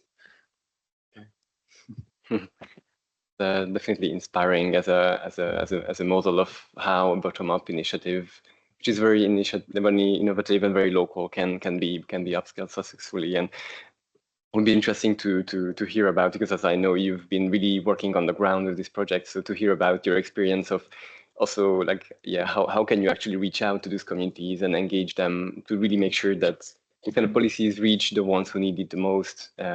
So yeah, we'll come back to this later. I'd like to ask Waldo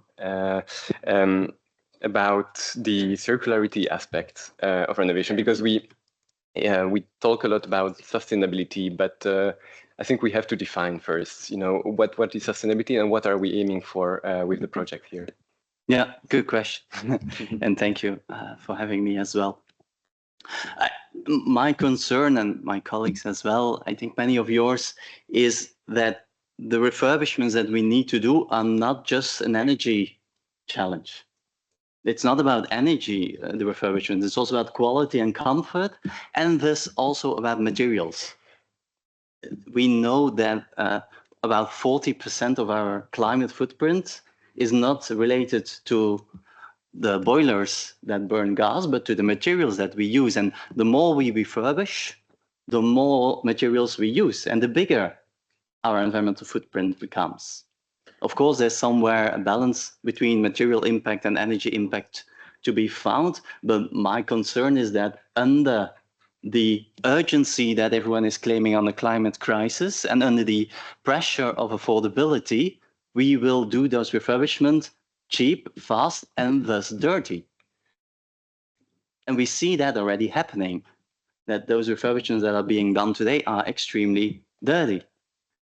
They will be waste in 20, 30, 40 years. And I'm very happy that Geert and Jean-Baptiste and the other CLTB partners understood that very well. If you want to bring the comfort and the quality and have individuals still having the ownership of the houses, you cannot do those cheap and dirty refurbishments.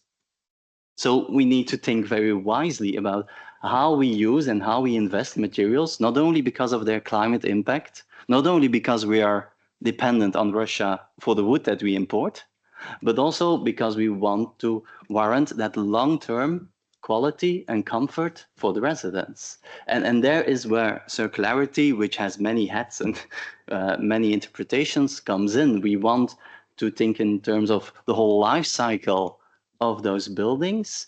And first of all, appreciate the materials, the spaces, the buildings that we already have, and valorize what we already have, reuse the buildings today. And I'm happy with the shift to refurbishment because of that. But also reuse materials that we might already have to our disposal. And from another angle, warrant future refurbishments to be affordable as well. So that we really think in advance, anticipate the next refurbishment. Because the mistake, or why we have a waste and resource issue in our built environment, is not because we don't know how to build good buildings. We have standards and norms enough to build comfortable buildings, but it's under pressure of affordability, and it's under pressure of changing demands that we continue to refurbish and refurbish and refurbish. So let's make those future refurbishments, which will have to happen anyway, also affordable. And that's where we need to start to think in terms of circles, of material loops, materials on buildings that can have a first, a second, a third, and the next life as well. That way, of course, also reducing our environmental footprint. So we are happy to explore in those 5 pilots of the Upcycling Trust project, how we can also align which is the right way of reuse, the right way of preservation in each of those different buildings, because they are very different. And of course, there's no one-fit-all solution anymore, since our built environment is so diverse. So I'm very eager to explore that with Margot and Ebert of our team in every of the pilots, and then find out what is also the process you need to go through to valorize what is already there, but also what is the role of the residents in that decision making. Many questions.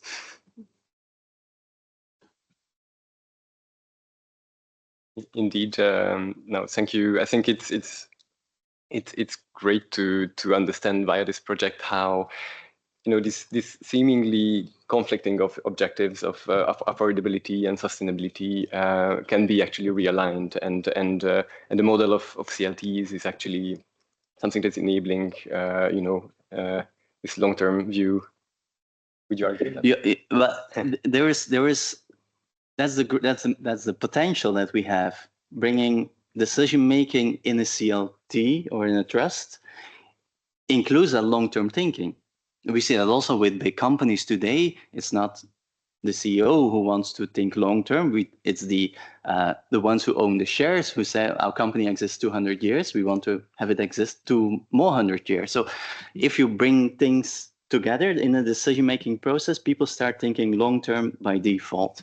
And that's also the value of the trust. But the CLTs today are still competing with a system that, if you zoom out, is driven by non-long-term thinking, but by short-term profit, by short-term management of uncertainties, by competition. And it's a matter of balancing, finding the right way how CLTs can also find their way in the big system, or how the bigger system, the dynamics of our housing sector, which is not the choice of one person or institution, but the bigger dynamic, how CLTs can be supported in that as well. And we heard already that financing probably plays a big role in that, but also roles and responsibilities in the construction sector that has to be redefined to bring enough trust.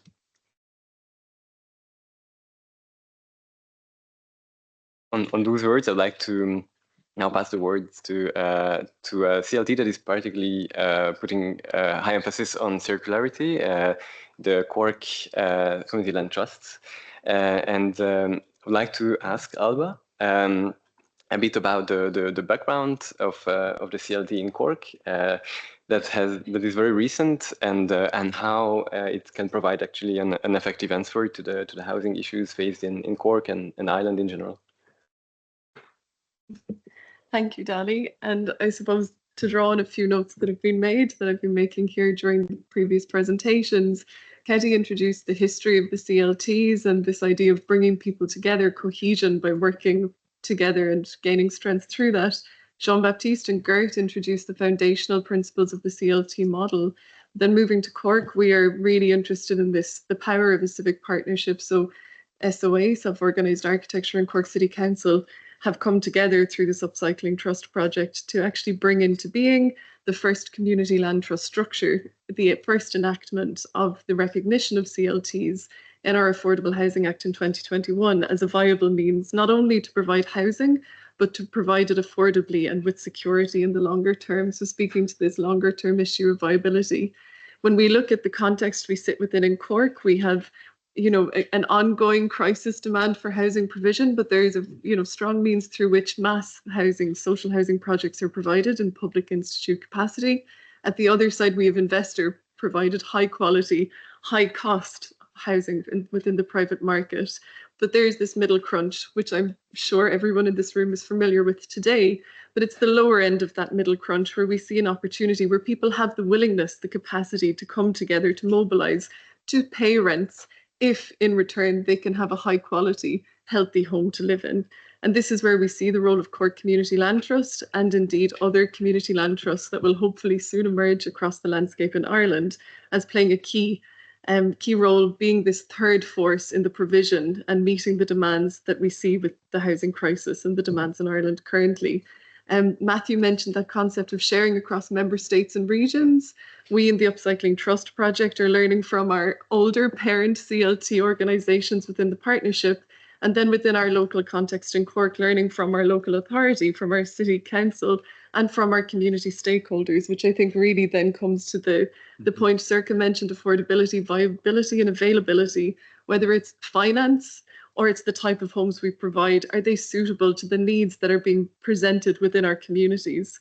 And within our tripartite governance structure, we see foundational to anything that we provide in the next week, month, or years being suitable homes, be that for single parents, an individual, a family of 5, that within the neighbourhoods that make our urban fabric in Cork City, that we provide houses embedded into the existing fabric. So in a very kind of incremental means or measure, we provide housing, whether it's filling or meeting needs where we have vacant social housing units, bringing those back in through this community land trust stewardship, not through private sale, bringing them back into functional use, and that we begin to provide another means through which community has a stake in providing their own homes. So I think that really crucially speaks to this element of circularity being a social concept as much a material one, where we really think about our ability to maybe use a lower technical quality material, which actually meets or exceeds the need from an energy point of view, but maybe provides capacity for someone within the local community to physically be part of the installation or the renovation of the house, which they or someone within their community can then inhabit.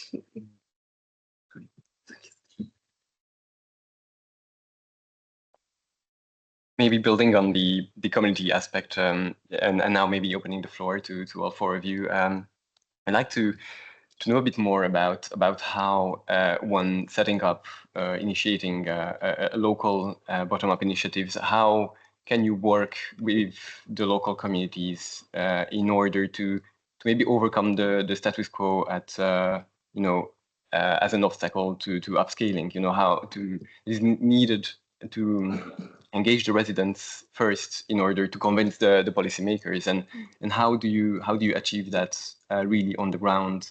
What are the challenges that you may be facing when coming up with a new model, such as the Community Land Trust, which is maybe not very easily understandable at first? Also, when it comes to applying circular methods, how can you ensure that it's something that is also understood and perceived in a positive way also by the residents? And so what are different ways that you see to convince the community to work with them in order to achieve basically a success in your projects?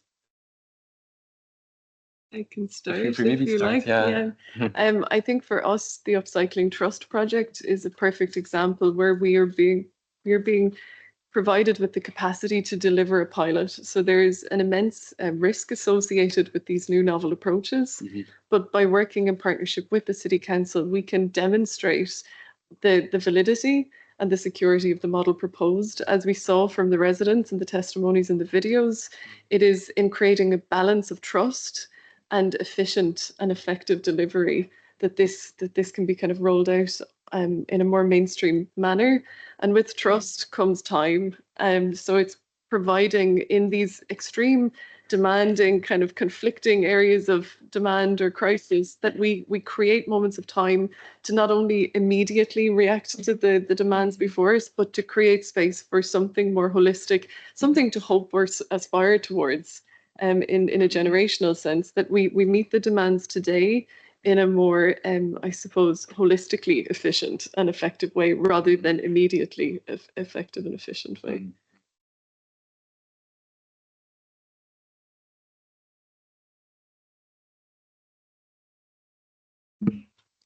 All right. Well, how to engage a community in a project? I think a lot of projects start from the actual needs of people in a neighborhood. A project like Ghent Knaptop was started bottom up with organizations having a lot of conversations with different homeowners, mapping out needs, and trying to come up with a sufficient solution for those problems. That's how Dampoort Knaptop, the initial pilot project, initially started. To actually convince people to be an ambassador for a project is a very, very long road. Something we're not always as successful in. CLT in Ghent or Brussels is a very good example of people being actual ambassadors for a project. In Ghent Knaptop, we had a very large amount of luck that when the initial community building phase would start in the project in 2019 or in 2020, COVID-19 hit. So getting people into one room was very challenging. It was very hard to have actual conversations with a large group of people. So our community building trajectory took a big hit from COVID. But what we saw was that in the initial start of the project, it was very hard to reach homeowners because of a lot of factors, language barriers or government distrust, the actual complexity of the system. It's not a one-pager, the contract, you know. So it was very hard to reach enough people. But once the project got rolling, people in communities talk to each other, and sometimes that's at your disadvantage. We had a lot of misinformation, but it also played at our advantage as well. So yeah.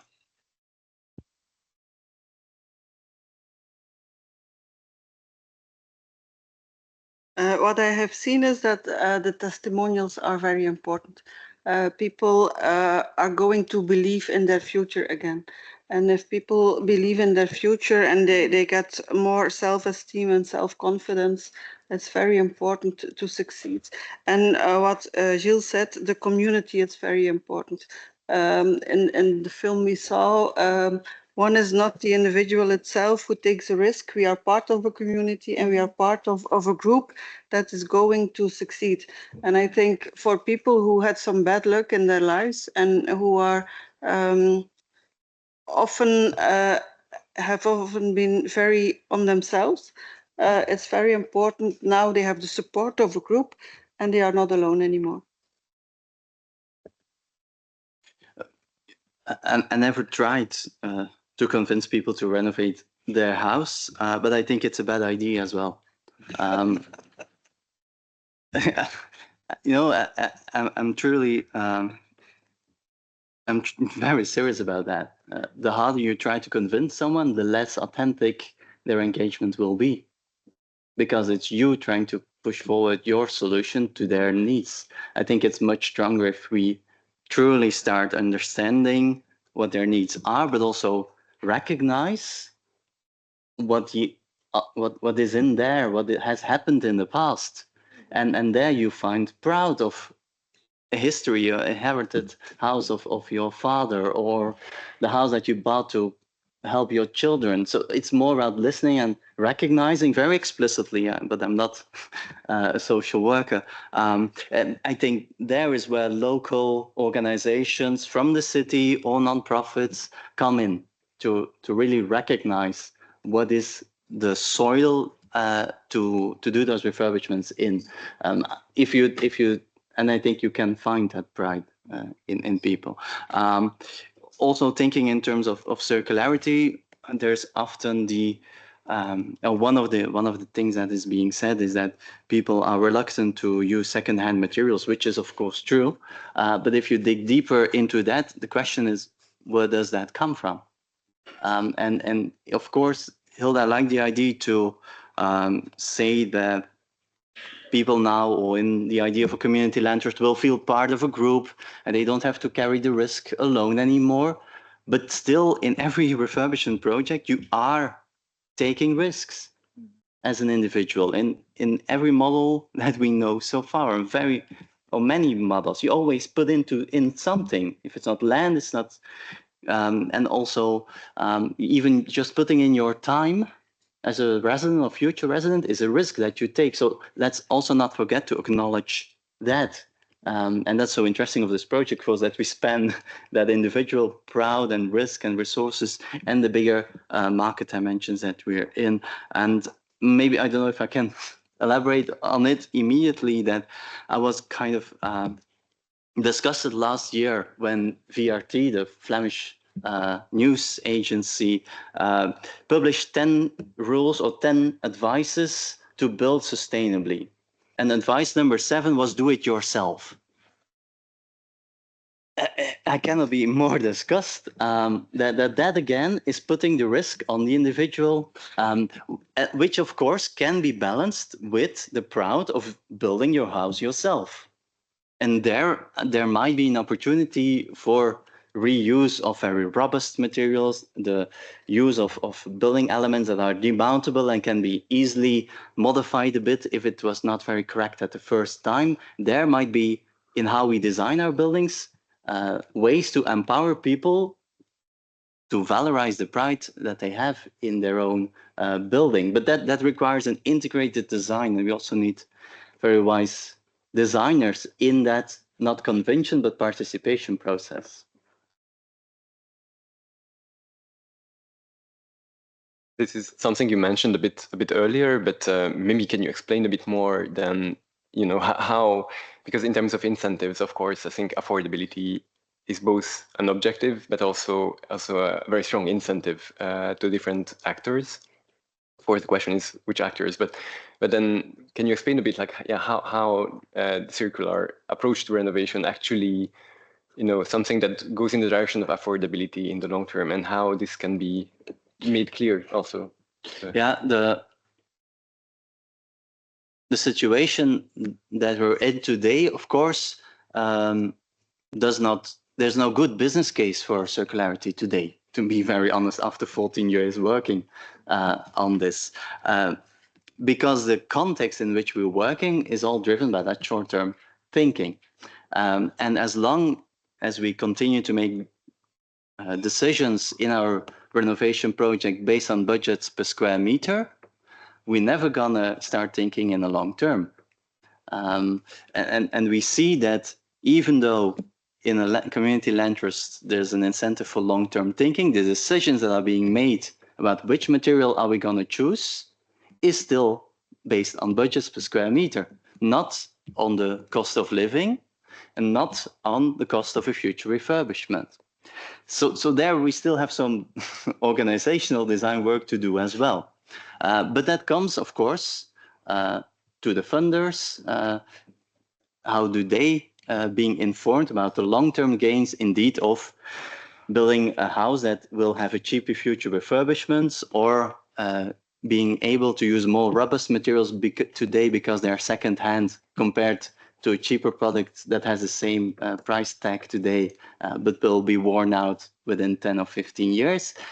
That requires us to communicate about the price of our refurbishments differently to all stakeholders as well. And we still need to practice that as a sector, which is of course under enormous pressure. With shortage of labor force, it's not easy to make that shift, but the interest also within the construction sector is definitely there to also start thinking in long-term and engaging in long-term processes. And long-term gains can be future refurbishments that are easier, faster, less wasteful, also with less noise and dust. Those possibilities are definitely there. Also in a congested city where you need a lot of construction logistics, it's probably wiser not to have to put 5 containers in front of the house, but drive back and forth with a few trucks in 3 days. And we know, like Inschuifhuis, for example, those practices are quite convincing. Now turning to maybe the more the policymaking level, then what you know, what are the perceived added values to convince basically policymakers of such a project? You know, what are the incentives in terms of decision making at the level of a city, for example?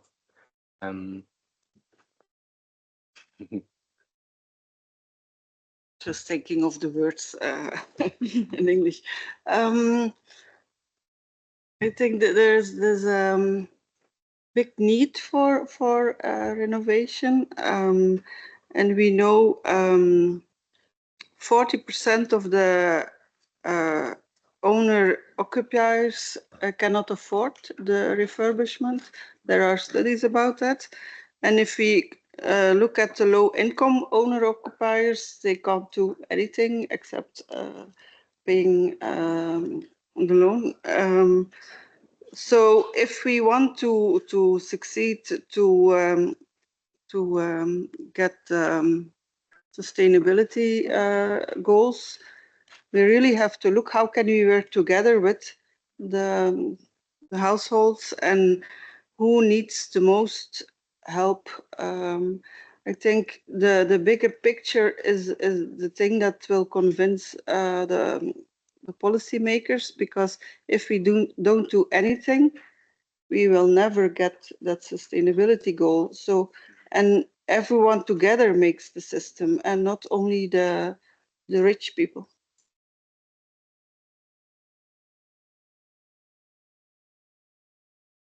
On strategies to try and convince policymakers to act on projects and stuff.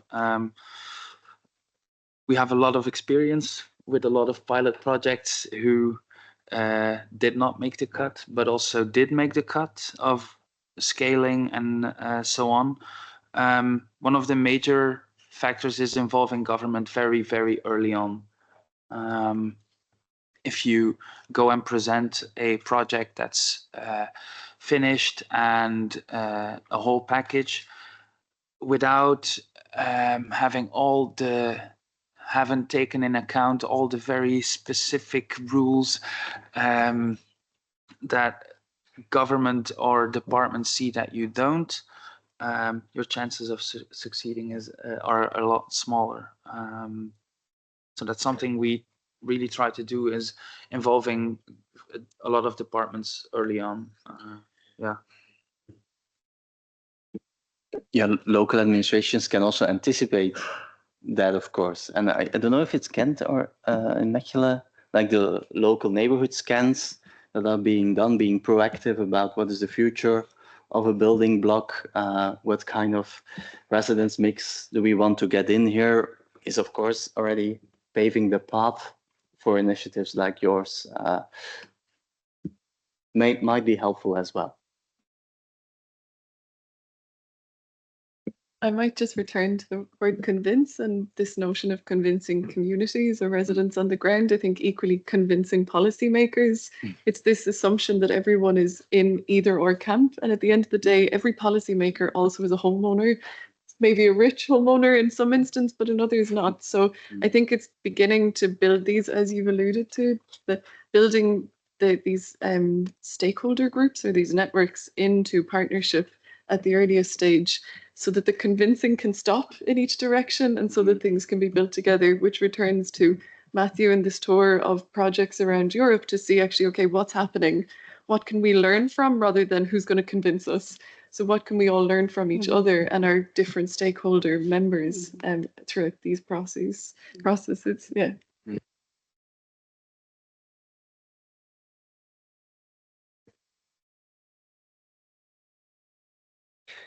And looking forward to the future,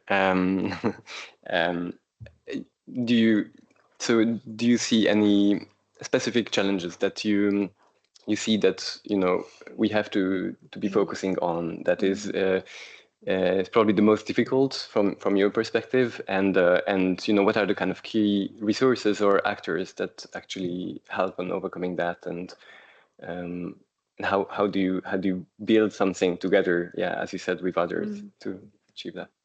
So maybe specifically in Ireland, again, there's great willingness to tackle the housing crisis. And for us, last week, someone in Dublin City Council said it's more than housing. So we have a shortfall in budgets to deliver housing, but we have to consider it as more than housing. It's neighbourhoods. We're creating homes and neighbourhoods within which people can live. And a challenge that faces us in Cork Community Land Trust, and specifically with this kind of incremental change in individual units dappled across the city, we see financial incentive for mass brownfield developments, but actually not the supports that we need for the people, the capacity building to meet these exercises of, the material explorations or the social capacity building in neighbourhoods, the delivery of a community space. Like you mentioned that idea of this public facing or community space, so these places we learn together. I think just a really, back to that word suitability, we really need support in identifying forward feeding financial mechanisms through which suitable financing can be availed of, because there is financial support there, but oftentimes the challenge we face on a weekly basis is which is the suitable financial mechanism for us to operate through, whether it's the physical delivery or the social capacity building.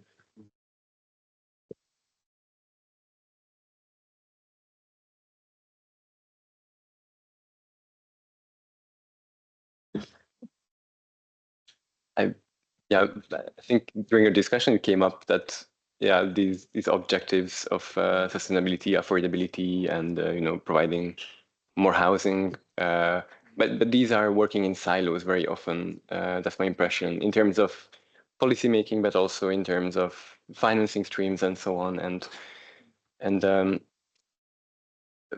maybe the model such as community land trust is something that where these things realigned a bit, but how do you see that this could be made even more clear as different policy objectives that should be realigned, and where to start from?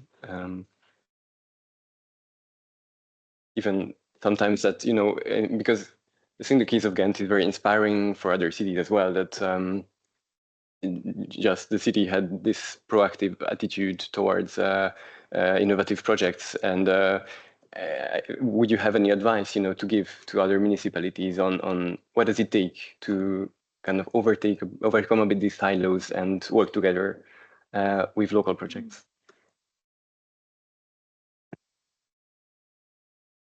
I think ambition is a very good one.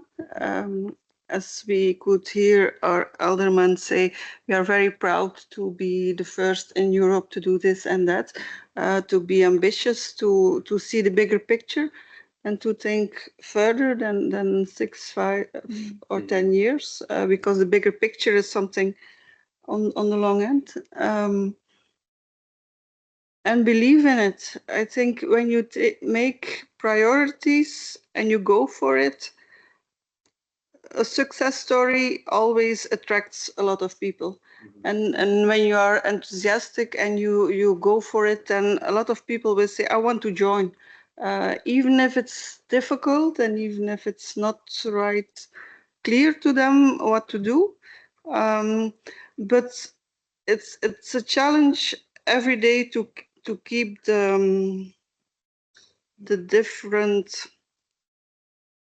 teams together, to have the you called it to have and housing and affordability and sustainability and all those aspects together.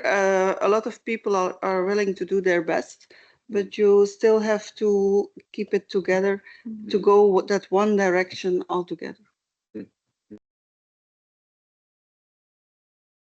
Yeah, and I think there the capacity building or the capacity question comes in, of course, as well, rather than each having our own objectives, where we are always in a control mode, and we invest a lot of time in controlling that our own priorities preserved against the objectives of the rest, where a lot of administration and reporting goes in the whole hierarchy to prove that our vision will be executed. Really there shift the energy and the capacity, your people, whether you're a non-profit or local administration or company, move your effort into the doing as well. And don't forget to do that. Really allow your people to be trained in field work, in getting things done, in acquiring knowledge about sustainable materials, technologies, legal structures of land, ownership. Then you can also move forward in time and be more proactive rather than focusing your effort in controlling that single objective that you have. I think that's a strategic invitation I would have to people higher up in the hierarchies.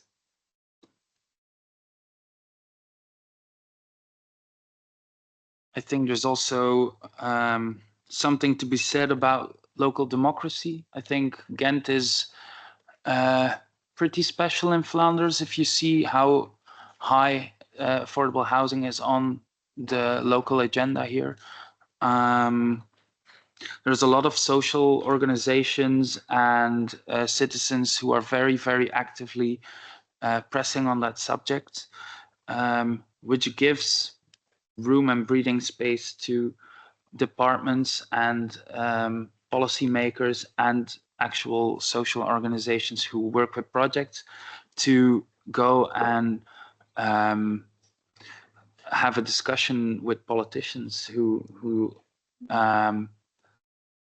they distribute the funds, and that's always the one of the most important discussions you can have. How many funds can we redirect to affordable housing? So I think there's also an important role to letting local democracy run its course, and subsidizing organizations who try and invest in that.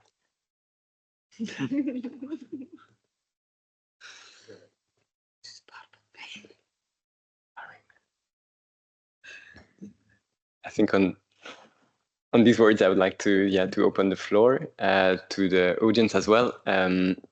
Feel free to raise your hand if you have any questions. You have your microphones that you can use. And yes, we have someone. Yeah, okay. My question might sound negative, but it is not negative. It is really concerned about what I did here this afternoon. This whole project is about environment, social affairs, building regulations, local authority, finance, all kinds of other things. And we all know that the one who holds the pen in writing a document really influences the outcome of the document to a large extent. So my question to the two people from the Commission, and in fact it was to the three people from Europe, but who is going to take the lead next year when you come out with that paper, because that will influence the content very, very much. And you, I think, sir, are the only one who mentioned only once the European Investment Bank, but you will need a lot of money in order to have upscaling such a project. So my question is, who is going to keep the lead? Because that will influence the outcome. Thank you.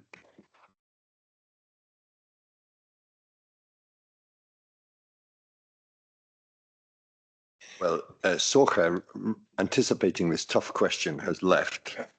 So it comes to me. To state something that's very obvious, money is tight locally, nationally, and at European level. The top three priorities now in the European Union are number one, defense, number two, defense, and number three, defense. So we have to be really smart with how we fight for, and I enable you to fight for, the funding streams to support these multiple priorities in housing.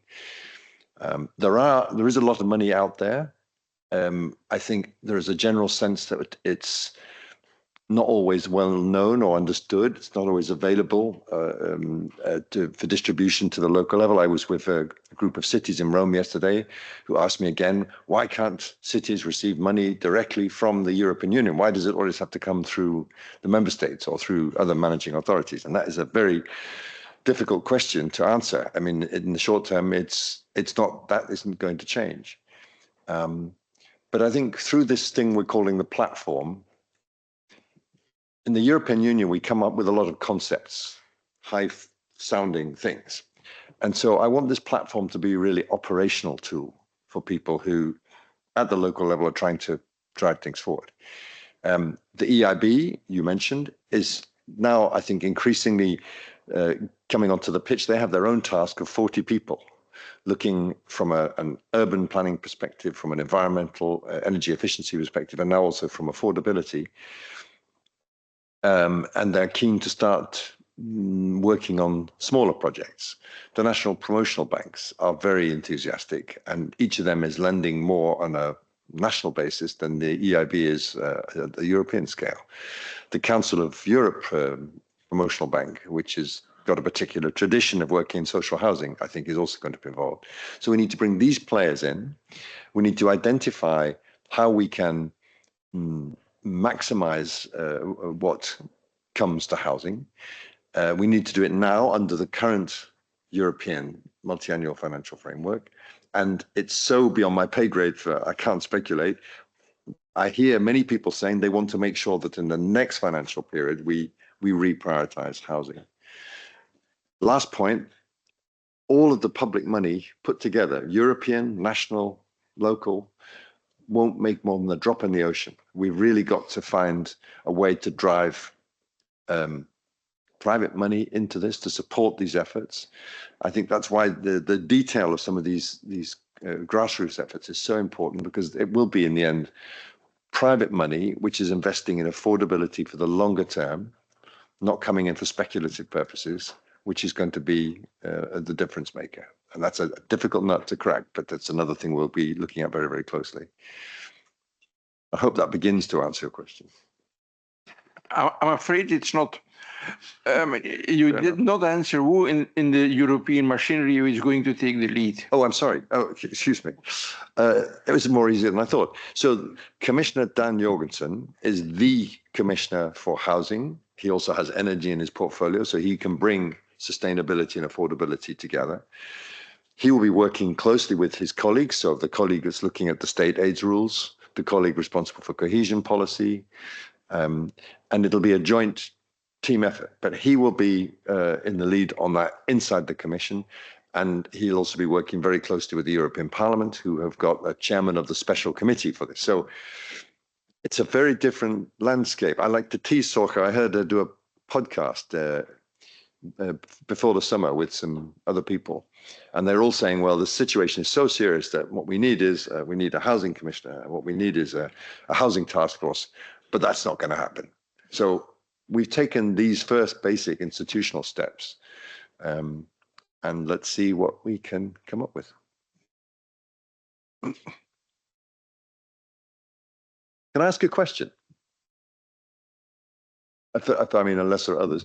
I just wanted, if anyone has a moment, to address the question of Eastern Europe here, because if you look at the really problematic model of home ownership, the privatized housing stocks after communism, people living there unable to refurbish, have you looked at trying to apply CLT rules in Eastern Europe? And I'm sorry if it's a known question and I just don't know the answer.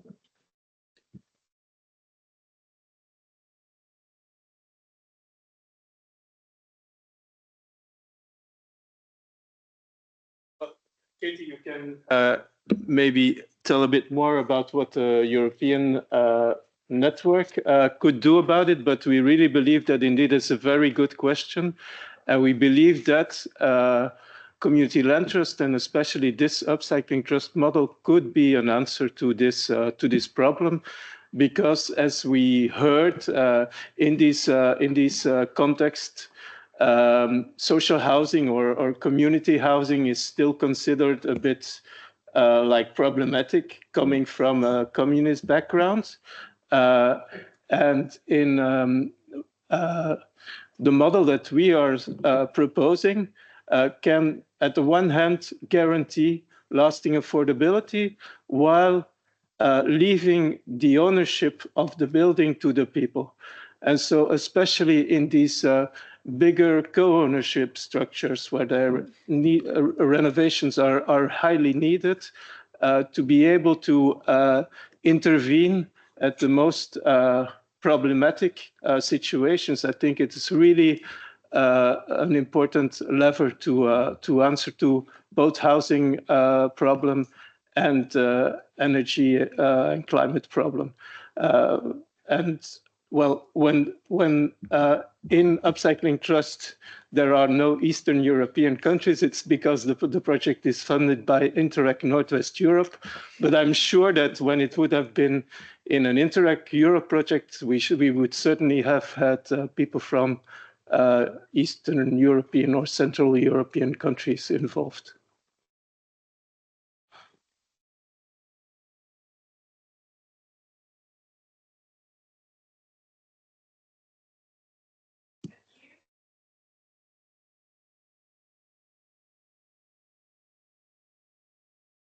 Aha.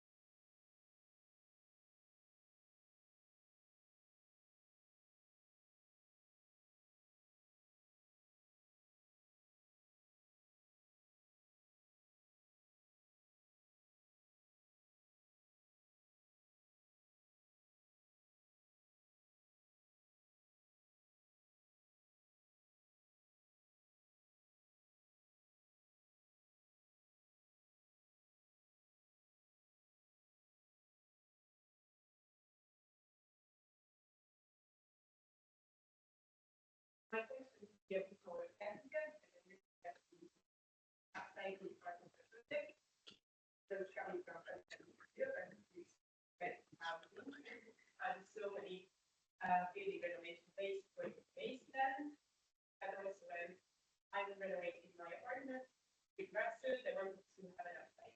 But then I realized that I get to things not that and you have to do that. In terms of that.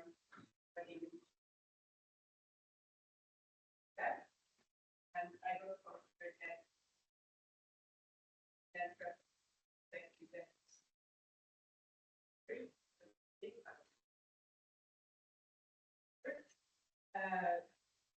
What I want to ask is how you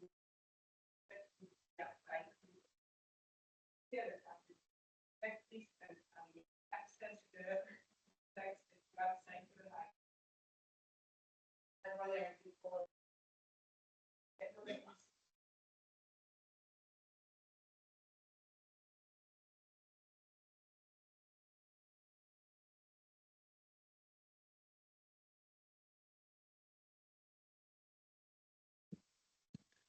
Can I take it? Thank you for your question. I'll maybe briefly rephrase if people would not have heard it, I guess that. The question is mainly how is upcycling, refurbishing actually feasible, both from a technical perspective, but maybe also from a financial perspective, experience with their own refurbishment, willing to upcycle a kitchen, and even that was difficult if I understood correctly. One thing we have to understand is that for decades, we have been building in a way not to reuse things. So of course it's difficult today to recover doors, to re-sand and repaint them. Of course it's difficult to use soft board materials, and if you want to change the hinges, of course they get damaged. So in short-term thinking and industrialization with an abundance of resources from the Industrial Revolution onwards, we have been building in a way that is not meant to be upcycled. Yeah, in particular at the material level, also in terms of how we build new buildings today, those buildings are much more versatile, valuable, generous than this hall is. We all make cheap gypsum block cottages like we used to do in our backyards. And that, of course, is a building that has very little, it's not generous for the future. And indeed, I think the cases that you've seen as well, they put us, or they confront us with that question.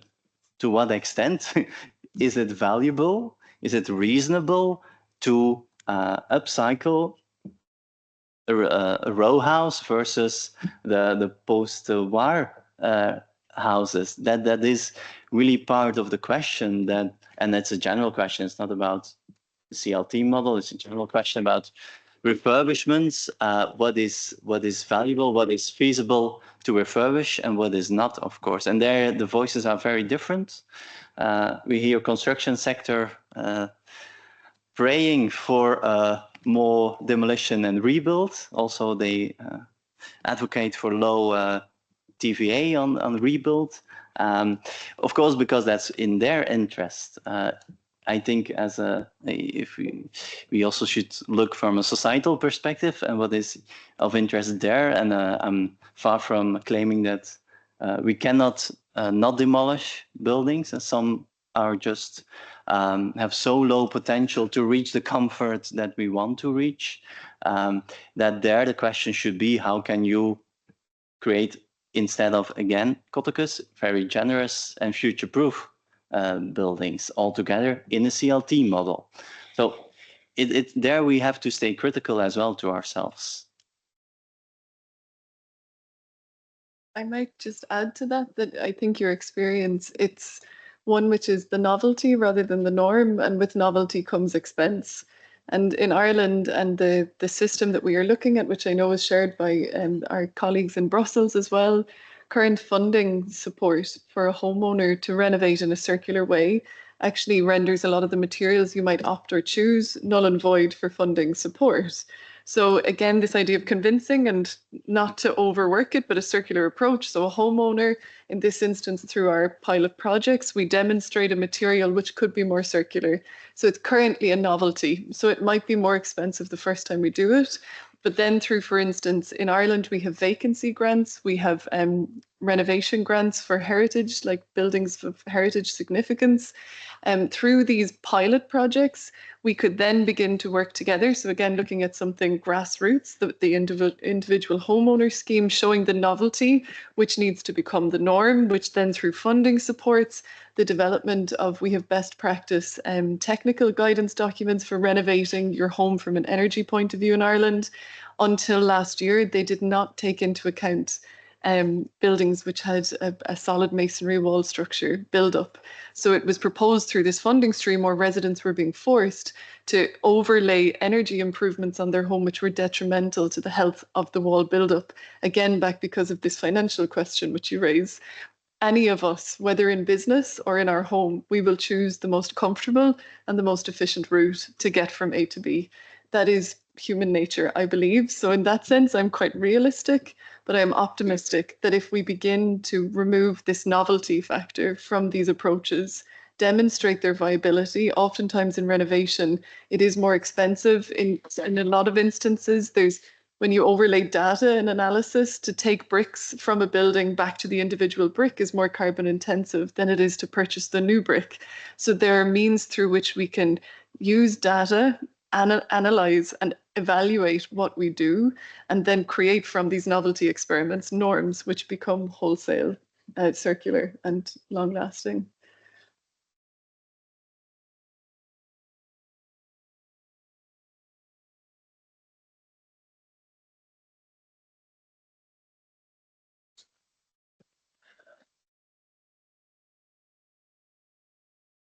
I have a question concerning the condominiums.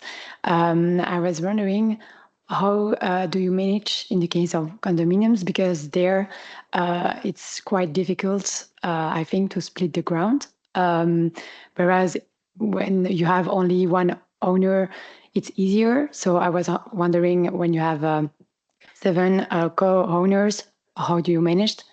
And also if the other co-owners have to agree to come into the CLT or not? Well, I can explain how it works in Belgium. I'm not sure that it's the same in France, but I think it is also possible in France. It is not such a big problem. It is possible. We are working, as you saw in the presentations, in the video, in one condominium. And in fact, what happens is that ownership of the land is divided, and CLTB will have part of the land ownership. And so of course, you need the agreement of the other co-owners for the renovation that you have to do, which is always the case, of course. It has nothing to do with the specific upcycling trust model.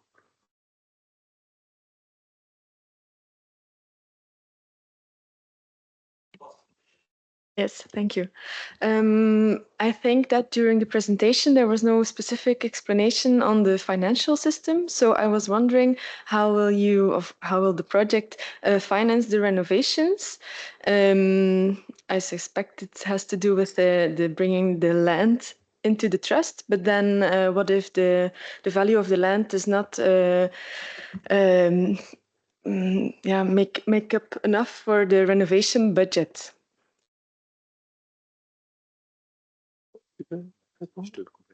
Okay. Well, that's a very good question. Today, for the pilots, we use the Interact funding, but of course that is very limited, and the goal of this project is to scale it up. Very important for us is that we know that it's only possible with public funding, and public funding is needed to provide affordable housing and to tackle the climate crisis. We believe that the interesting element of this project is that it combines both, and so increases the impact of the public investment that is needed. So one of the main goals of this project is also to look into ways to structurally fund this kind of approach. And so for that, we are looking to local authorities, but also to the European level. We believe that this should find a place in European climate policy. And for instance, we have been talking about the social climate funds, which now is being prepared. We believe that this could be an important element of the measures that are locally being applied to support homeowners. So we believe that upcycling trust model could be a complementary tool for the cities and for the regions to support the energy renovation next to existing tools such as renovation subsidies or loans for renovations for a specific target group that today doesn't have access to the existing instruments.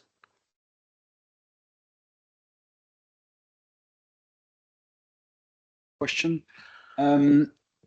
Geert, do you still have some closing remarks for today for us? Because after your remarks, we will go to the outside of the room to the left. There's a reception, a drink offered by the city of Ghent, thanks to the city of Ghent, although people have gone, I think. So there's plenty of room there for more questions. Yes. So I'll be very, very quick. So I really believe that today showed that this project comes at the right moment. We heard from Matthew Baldwin that the European Commission is looking for best practices, and I believe this is a best practice. a best practice that we want to show. It is a new model that combines tackling both the climate crisis and the housing crisis. We heard about the problem of silos. Well, we believe that it could also be an opportunity to combine those two policy fields, and we are very lucky also that at the European level they are within the same department.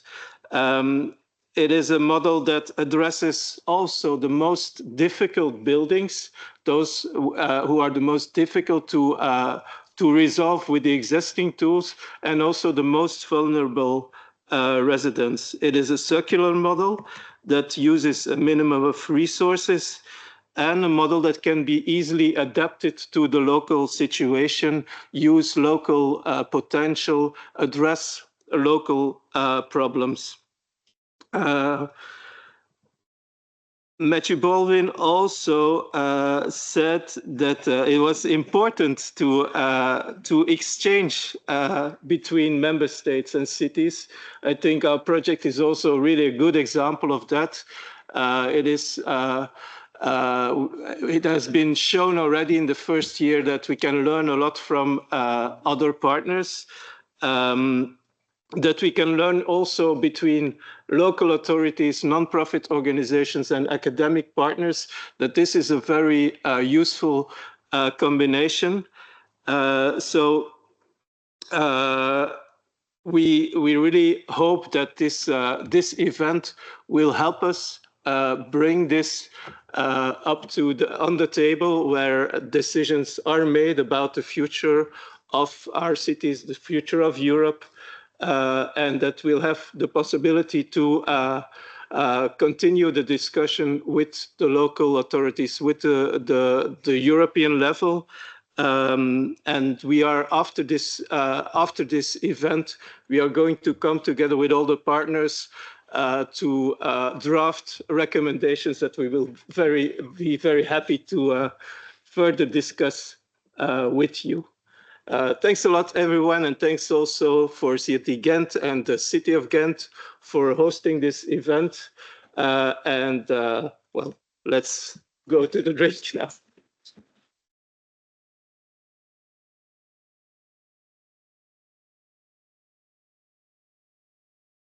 Opstaan. Ja.